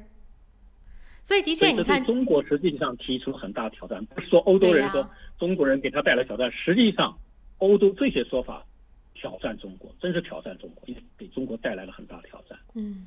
因为我们现在毕竟还是在发展的过程中，虽然说在外界看来说可能我们发展的速度很快，或者是说甚至有一些地方认为说我们中国的发展给他们带来了多大的压力和影响，但其实我们自己作为老百姓知道，我们中国真的还是在过程中，很多的可能是从外边看啊有非常多的成就，但其实内里它还需要很长的一段时间才能真正的达到所谓的那种强大。所以现在中国所需求的真的是和平，就还要一段时间谁也别关注我，让我好好的去发展。但是现在这个社会好像不给中国这个机会了。没错，对，没有，不会不关注你，只要发展已经影响到他们了，这个水花太大了，已经溅到他们身上了，所以他们还是会很注意的。关键呢就是说，既重视要轻视，关键是什么呢？北约只是其中一个组织，因为跟欧洲的关系还有很多，比如说经济的、金融的各方面、货币各方面的关系，这些关系欧盟跟美国都有矛盾，所以这些矛盾也会导致整个欧洲来不一定会跟美国跟得很紧。是，对吧？所以很有趣哦，现在的这种社会的形态。而且呢，你就是我们往好了想，其实我们应该感到骄傲。为什么我们会被人重视了？因为你发展了，你强大了，所以这个是值得肯定和骄傲的。但另一方面呢，也是真的，现在中国的压力很大。你说他们如果要是真的抱团，那压力无论他们抱不抱团，这个压力都在中国的身上。你怎么样解决这么多的关系？你怎么样在解决这些关系的同时，还要保持自己的发展，还要保持自己内部的一个和平和稳定，自己内里还有在乱的呢。所以啊，这个一盘大棋也是看得我们触目惊心的哦，但是也是还蛮有趣的。木秀于林，风必摧之嘛，肯定会有这样那样的一些，比如说反对的声音，或者是觉得你发展了之后有一些，你说是羡慕也好，是嫉妒也好，是吧？还有恨呢，对吧？当然。不过因为时间关系啊，已经到了9点30分了，我们得稍作休息一下。说到中国的影响呢，一会儿接着跟 Peter 老师也来聊一聊所谓的现在选举。从外国带来的影响，包括新西兰这边现在所谓的选举法改变成不接受外国的这种捐助、这个资金。对。那么这件事情上是不是也跟所谓中国影响有关呢？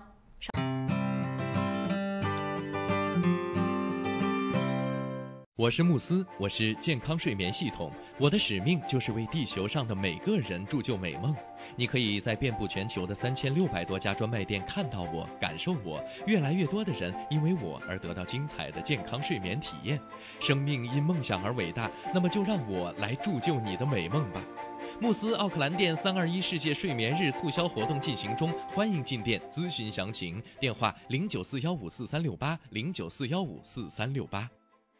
玉山出新品了，最新推出的 Ushi 乳酸菌饮料，完全不含脂肪，还能益促进肠道健康，喝起来酸酸甜甜，让您一整天都有好心情。还有 Ushi 水蜜桃味冰红茶和 Ushi 芦荟饮品，大颗的芦荟果粒，好好嚼，让您根本停不下来。这个夏天，快来尝尝我们全新的 Ushi 家族吧！玉山之父，你我之福。公司地址43A Lady Ruby Drive East Market，联系电话0927235519 0927235516。大成电器为顾客提供物超所值的家用电器，专业品质、亲切服务，让顾客买得放心，用得安心，生活更舒心。欢迎莅临我们奥克兰东区展厅，092173888，2173888。您想到汇率高低，我们想到未来趋势；您想到全球商机，我们想到支付方案；您想到业务高效运作，我们想到外汇对冲避险。KVB 昆仑国际向您所未想，决胜千里之外，企业外汇及财资管理专家 KVB 昆仑国际。新华移民留学专注专业个性化，敬业高效18年。新华移民留学电话3798181，移民留学就找新华。周一聊天室带您尽览天下大事，新闻事件深度解析，全球消息尽在掌握。一起相约周一聊天室。每周一下午4点，熊猫电视台 TV37和 FM 90.6同步直播，敬请关注。是故乡吗？还是远方？在不曾抵达的风景里，百年一瞬，终与您重逢。由平安旅程携手盘达 TV37隆重推出的旅游类专题栏目《平安伴你去旅游》，带你上天入地、下海观山，了解旅游的方方面面。每周五下午5点到5点半，盘达 TV37 FM 90.6同步播出，敬请关注。石围鲜酒家，老字号的粤式餐厅，天天茶室，精美点心，飞尘出新，特色小炒，时令菜式，喜宴寿桌，社团宴会，欢迎预订。530号 Grace House Road Greenland。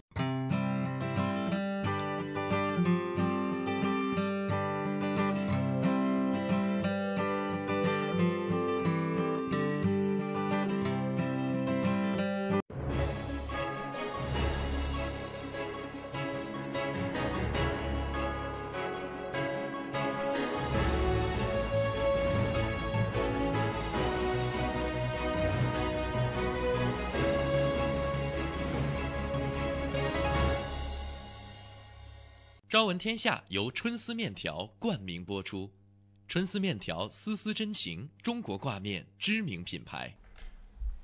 好了，欢迎回来。那么接下来的时间呢，我们继续来连线 Peter 老师，一起就大家关注的话题，请 Peter 老师跟我们进行一个讨论。Peter 老师您好。哎，你好。来，我们接着把目光转到这个海外政治捐款的这件事情上。首先我先不问这件事情本身，我先问 Peter 老师，您认为这个新西兰这个法案，我们就只说新西兰，先不说其他国家，这个法案通过之后，您认为它能够起到它想起到的作用吗？我认为某种程度上当然可以起到了，对不对？那种大张旗鼓的、明明白白的，那就一定会被限制住的。那暗渠道的当然要难一些，但是明明白白的做一些捐款、外国捐款的话，那当然会起到作用。可是他想去进的也不是明明白白的吧？他真的目的进的是那些所谓要影响选举的嘛？干涉大选。对呀，干涉大选的。那这些干涉大选的进了吗？他也可以通过其他的渠式捐，什么基金啦，什么这个其他公司啦，或者新西兰本地的有身份的人喽。当然你要走秘密通道的话，也还是偷偷的走，还是可能走得了，但是相对来说风险就大了嘛。对，有明知故犯这种可能性嘛，所以总的量上，我认为还是会减的了。首先，他确定了海外捐款这个是不对的，对，这个很重要嘛，这个很重要。本来是说是1500块钱以上嘛，现在降低到50块钱嘛，对不对？他的这个规定，所以我是这样想了，第一个，它一定会有一定的效果，而且这个效果应该是比较明显，这是第一个。第二个就是，我认为选举公布一些条例，只要被通过，它对各个党来说都是公平的，相对是，没错，都受这个条件制约。只要是公平的，对，只要是公平的，就是 OK 的，对不对？当然，大党更容易得到捐款，小党难一点。那么有的政党可能对于海外的人士来说更欢迎一点，比如说商业性更强的政党，更注重商业发展的政党，可能会得到捐款会多一些，对不对？那有这个限制之后呢，它就会被限制住。实际上，我认为哈，这个总的大背景我们一定要了解，就是西方这个推行西方民主制以来哈，有100-200年历史了，特别是第2次世界大战之后，西方的民主发展哈，越来越成熟啊，越来越全面。这种情况下呢，在全世界取得的这种道德高地或者是政治优势哈，非常强大。所以他从来没想到外国人会影响到这些东西啊。对。但是走到最近这10年5年，就发现不对了，特别有了网络世界，不对了，这个影响还蛮大的，外头的势力进来，什么俄罗斯影响美国啦，就说中国影响哪些国家啦。那么这些国家在战略上来说，对西方国家都是敌人，都是对手。所以他们非常非常担心他们的选举过程当中会有外部势力的渗透，或者是他的选举最后的结果可能会有人的这些外部势力的代理者进入。这方面哈，西方人非常非常敏感，这个怀疑心非常非常强。然后在我长期观察政治来说哈，就外国捐款实际上没什么用处。我就讲新西兰讲好了，新西兰有些人捐款捐大的，实际上作用并不是很大。对影响政治来说哈，作用不是很大。但是去套取经济利益的话呢，可能真的是有影响。没错。所以这个法案的通过实际上是没什么错误啊。对呀，避免有人通过这种形式套取经济利益，这对所有新西兰人是不公平的。对不对？在政治上有多少影响？我看不是没有多少影响。没错。但是当然有的小党会利用说是政治上的影响来夸大事实，尤其像优先党。对，这个新西兰第一嘛，对不对？跟特朗普一样的，特别强调新西兰第一，当然他就会政治上的感觉就会强烈一些。是。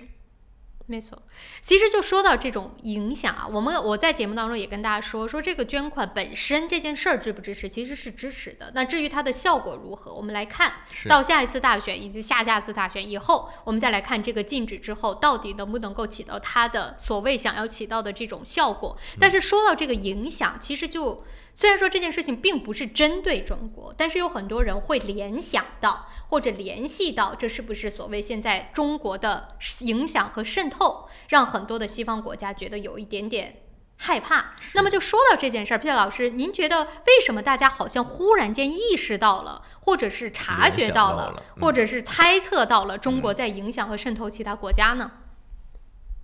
我是感觉这个东西其他国家把局限在2个国家，就是第一个是在澳大利亚，第二个是在新西兰。我目前看到全世界的报道，其他的国家基本上美国在内都没谈到些很大的影响，可能加拿大可能会产生一点点。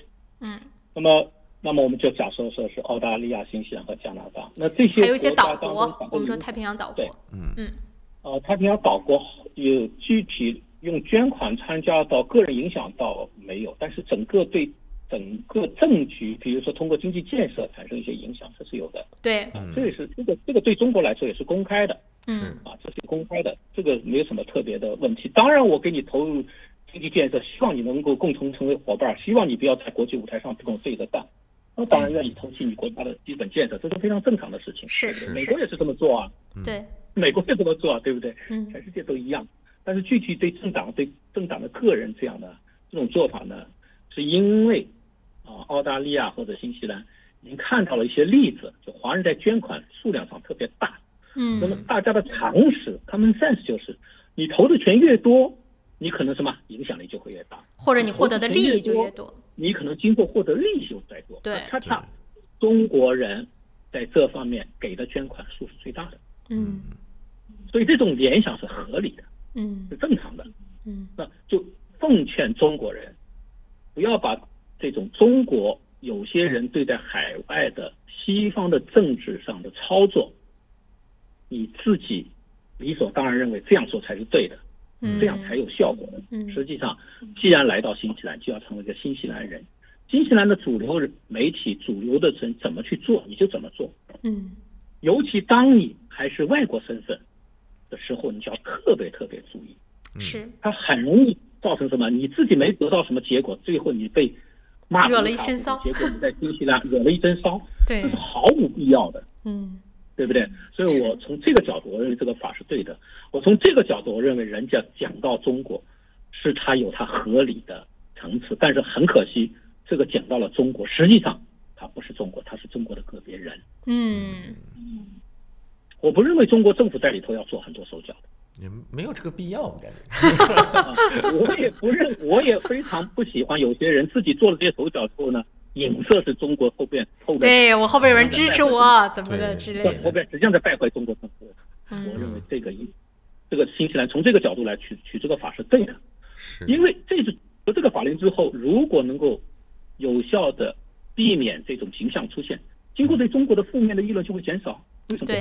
对，另外还有一个我觉得很有意思，既然是觉得害怕有所谓的这个外部的势力也好什么也好去干预本地的这个选举，那干嘛还设了50纽币这么一个线呢？你干脆就直接把这个一下就缩到0，这样不是我觉得从根本上更能杜绝这个问题吗？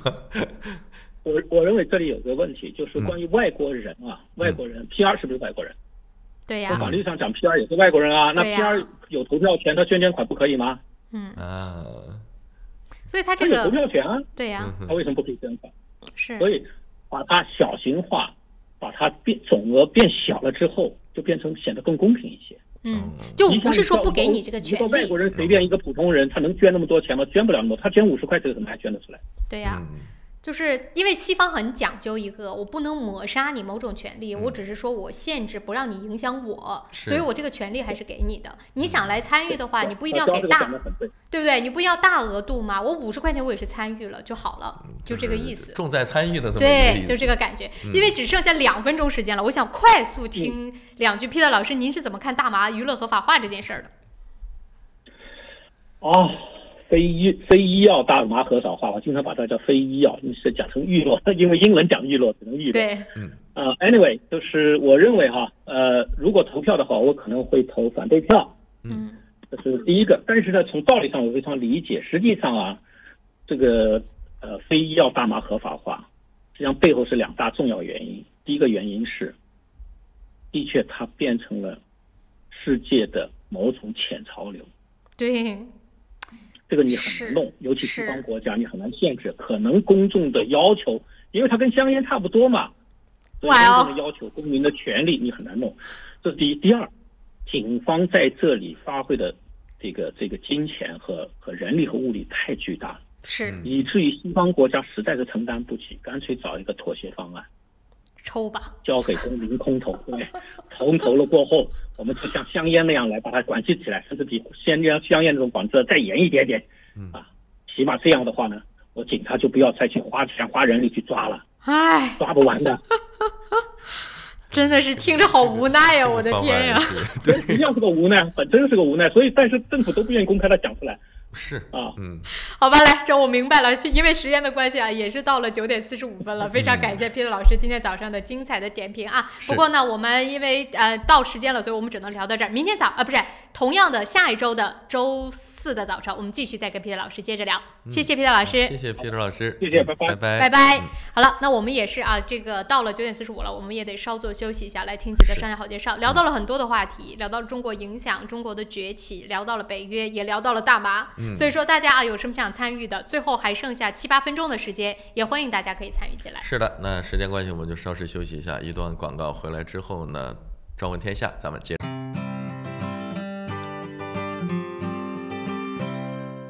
Able Music 专业钢琴及器乐学校，12年老字号，分校遍布 City 皇后街、Epsom、Botany、Henderson、北岸、Mount Albert， 1对1授课、集体课，强大师资，各种乐器比赛考级，免费乐理课，电话444-6888。在 Snowberry， 我们正在新西兰创造真正有效的天然护肤品，并已通过黄金标准临床试验证明了这一点。Snowberry 让自然与科学完美融合。奥克兰教育中心成立于2001年，从小学1年级到13年级，课程辅导、教育咨询、升学规划、升医学院、留学美国、英国。优秀是教出来的，孩子成就最好的自己就是优秀。张老师的团队值得您的信赖，电话0962303366，0962303366。你好 ，Lisa, come look. 哇，这不是天空塔旁边新建的综合大楼吗？ Yes, the view is just beautiful. 真的，不但可以看到天空塔，还可以看到整个海岸大桥。You sell them, Lisa. 来吧，如果你想拿到最新的图片、价格表、宣传册，现在就给我电话022-1948-160，022-1948-160。Go, go, go, call Lisa quick. 大成电器为顾客提供物超所值的家用电器，专业品质、亲切服务，让顾客买得放心，用得安心，生活更舒心。欢迎莅临我们奥克兰东区展厅，092173888，2173888。平安旅程，新西兰华人的一站式旅游服务团队，提供特价机票、定制旅游、度假套餐、旅游包车，1周7天，每天12小时，竭诚为您服务。详情咨询，请立即拨打2823939，2823939。GPOS 世博商务20年软件开发经验，拥有数千家客户。GPOS 智能超市管理系统、餐饮系统、移动支付、网络销售。GPOS 世博商务带你进入商业管理的信息时代。电话6388-288，6388-288。这里是新西兰，传说中的长白云之乡，神秘的中土世界，更是当仁不让的人间天堂。这里妥妥成为了旅游达人的打卡圣地，因为天生丽质那是不用说了，后天的努力保护更是不能少啊！面对严峻的生态考验，我们一起在行动。新西兰环保部联手 Panda TV37，共同打造自然生态探秘节目《绿野新踪之 Doc 自然说》，带您深入森林，探索海洋，寻访珍奇，遇见更精彩的新西兰。还等什么？准备好行囊，和我们一起出发喽！周3早上9点半，熊猫电视台 TV37和 FM 90.6以及网络频道同步播出，敬请关注。这里有新闻资讯和您最关注的时事热点，这里有家长里短和您身边的人生百态。新闻不止一面，生活所以精彩。朝闻天下，新视野，新。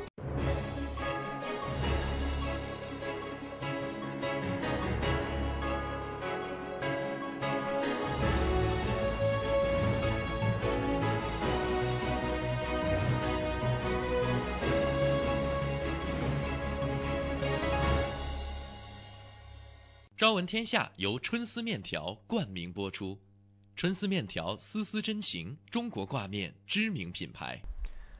欢迎回来，早上的9点48分，您现在正在收看和收听的依然是由 Panda TV 37以及 FM 90.6正在为您同步直播的《朝闻天下》，我是志鹏。大家早上好，我是小娇。又到了9点48分了，时间过得非常非常快，这眼看着一早上就要过去了。最后这几分钟，我们今天聊到了非常非常多的新闻和话题的内容，欢迎大家可以随时来参与我们啊。当然，如果要是这个有我们在节目当中没赶上的，也可以留言，我们之后看到了的话呢，也会跟大家来互动啊。没错。那么最后一点点时间呢，先把这条新闻也跟大家说了。我就说到了，我只要看到诈骗的信息，我一定会跟大家来说，就提醒我们所有的听众观众不要再上当。是。所以这个呢，又是一个新型的。现在真的是魔高一尺，道真的要高一丈才行啊！现在这个魔已经朝着几丈的方向去发展了。先来说说这个事情是怎么回事啊？因为最近呢，有不少咱们新西兰的这个苹果手机的用户都反馈说他们收到了一条这个可疑的信息。我倒是没收到，但是我也没有收到，但是新闻里面说对有说到有很多人收到啊。就是如果说我们观众的话，看电视现在就能看到，说你的这个苹果的 ID 啊，然后现在被暂时的锁定了啊，那请点击给出的这么一个网站，然后呢通过它进行后续的一个操作，以便解锁和为你提供更多的这个服务，没错，或者说是避免一些你的这个数据损失之类的。反正就是这么让人一听还觉得，哎呀，怎么突然出现这种情况，赶紧查一下怎么回事吧。而且它是个链接嘛，看起来就是苹果发过来的，它那个发来的地址是365，然后这个链接呢就点进去之后就开始要你的个人信息了，你的姓名、你的密码、你的那个信用卡信息，对，这看起来还真的有点真哎，我都有可能会点进去。是，但是有心细的朋友仔细看了一下这一个发出的网站的链接啊，就会发现里面的这个苹果的英文 Apple 呢，应该是 APPLE 对吧？里面呢少了一个 E， 你要不仔细看的话，真的是不会太注意，因为它那个链接应该是 Apple Sign In Account， 对，但是呢，它的这个 Apple 就少了个 E， 所以整个这么长的一个链接，你也不会去看得那么仔细。对呀，点进去之后，其实就是一个诈骗网站。那里边的最主要的目的就是要套用，或者是说去套取你的个人信息和信用卡信息。是的，这个也算是一个防不胜防的一个诈骗手段。这个太防不胜防了，所以大家看到的时候一定要小心啊！365发过来的。不要去点进去呢，倒是也还不至于，因为我要是看到，可能我也会点。一般这种情况下点不至于说直接就怎么样，中病毒啊或者怎样。对，但是呢也是小心为好。是尽量不点，然后点进之后呢，尤其是看见那种让你输入个人信息的，尤其一些比如说电话呀、住址啊，包括你的这个信用卡呀、银行账户啊等等相关的信息，一定要小心的谨慎。因为这是其一。关于苹果手机的，还有一个。那个是几天前的消息啊，就说一个后来被查出来了，说是一个来自于俄罗斯的人，他呢就是在新西兰这边创立了好几个那个网站，然后呢还在各个媒体上类似于像投广告，就说是1块钱可以买 iPhone。这个听起来然后你点进去之后呢，就能够去买，就类似于像你得奖了什么之类的那种。你点进去之后，套用的还是你的信用卡信息。是，所以这个真的是现在虽然说啊，很多的比如说网络银行啊等等等等这些比较现代化的这种使用方式，给我们生活带来了很多的便捷，但是同时呢，里面难免的会有一些被不法分子所钻的这个空当和漏洞。我现在几乎1周还能收个2、3次。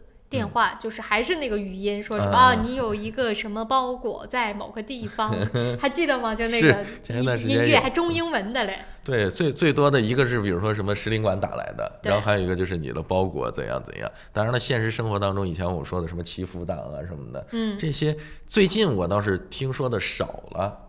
也有可能是觉得大家是不是对这个东西都已经警惕性特别高了，所以觉得这个方法其实没少。但是因为它主要下手的，像我们讲新闻啊，我们肯定会特别注意。然后我们平常的那些听众观众，可能跟我们年龄也相仿，就会比较警惕性相对来说会比较高，甚至有人就会去逗那些打电话诈骗的或者这种短信的，他就会。就是去调侃人家，假装自己很信，然后对方以为他上钩了，其实他根本就是在装的。这种我也见到过，就是一步一步的照着人家走，就觉得要自己其实他心里警惕性在那儿嘛，根本他就不会透露任何个人的信息之类的。但是呢，我们说的上面上当受骗的，相对来说可能年龄稍长一些的，他不一定那么了解这种电子设备，所以你就比如说什么 ID 被盗了。他可能都不知道那个 Apple ID 是什么东西，像我们立刻去查一下自己 Apple ID 被不被盗，那不就知道了吗？是。你像很多像我们父母那个年龄的，你让他查他也不会查，对吧？所以他可能就觉得那怎么会是假的呢？我还收到的是短信，对不对？没错。那包括我们新西兰本地的一些这个资深的安全专家也表示说啊，这样的问题在以后来讲的话，可能只会持续的增加，换形式的增加。对，因为各种各样的方式可能会变着花样来，而且这个其实有时候我真的是挺佩服这些所谓的诈骗犯的，这个脑洞有时候开的也挺大，他可能也是真的花心思，那也是他们的工作，打着引号的，他花心思，他去钻研，比如说大家的这个心理，或者说你在第一时间你接收到这么一个信息也好，电话也好，你的反应是怎么样的？对，所以说他对这些可能是揣摩的也很透，才会让很多人一不经意就上当受骗了。而且现在啊，因为大家都是使用网络嘛，所以说呢，你像我们去购买东西，一些常去的店也都有那种 loyalty。然后他会给你 discount，但你不加，你又觉得 why， 对吧？你买100块钱给10块钱，为什么不加？可是你加完了之后，你说你给的信息都不知道去哪儿了，你就想这些诈骗的人，他们是从哪儿获得的你的电话呢？就很奇怪，那肯定会是从这些你留了电话的地方得到的。那就是说，你说你去加的那些什么会员制、会员卡，谁知道自己的信息到底会不会被泄露出去？是因为现在这个个人的信息安全真的是一个我觉得很重要的事情，咱暂且把这个不跟个人隐私去画一个等号。你就比如说昨天我们说到的这个上缴枪支的信息，这还是真的是不是故意的就被这么泄露出去，一下就是几万人的信息。对呀，这里面银行账号，对，还有包括你的这个枪支的这个你家持有地址的型号，多可怕，包括地址，所以这些东西综合到一块儿，你真的不知道不法分子会用这些信息就编造出来一个什么东西。所以在这边呢，就是第一提醒大家一定要小心谨慎，收到任何的信息，接到任何的电话或者 email，谨慎的去对待它，这是其一。其二，发现这种现象，希望大家跟我们一样，就是及时的跟所有的人，包括了你身边的人，也包括了你可以跟警方，或者是可以跟新西兰这边的那个网络安全的组织叫 NetSafe，就是 NetSafe，NetSafe 网络安全的这样的一个机构，跟他们说，他们呢就会定期的更新新骗局的形式，然后再把这种形式总结完了告诉媒体，媒体呢就会就是用我们的传声筒的这个能力再去告诉大家，其实避免再次上当受骗。其实包括银行等等一些其他机构，他们也是会积极的，比如说更新自己的这个防御体系。但是你话说回来，这个东西只能是被动的去，你出现了什么新的漏洞也好，你才去防，你不可能整个的把它全封起来。所以说，大家在这方面还是一定要小心谨慎，提高警惕。尤其是涉及到个人信息、银行账户信息，包括家庭住址等等这些相关的信息，千万不要轻易的给别人泄露。好了，时间关系已经到了9点57分了。今天早上也是非常感谢啊大家呢3个小时的陪伴，明天又是星期五了，希望大家呢今天都有一个好心情。我们明天早上同一时间不见不散。明天见。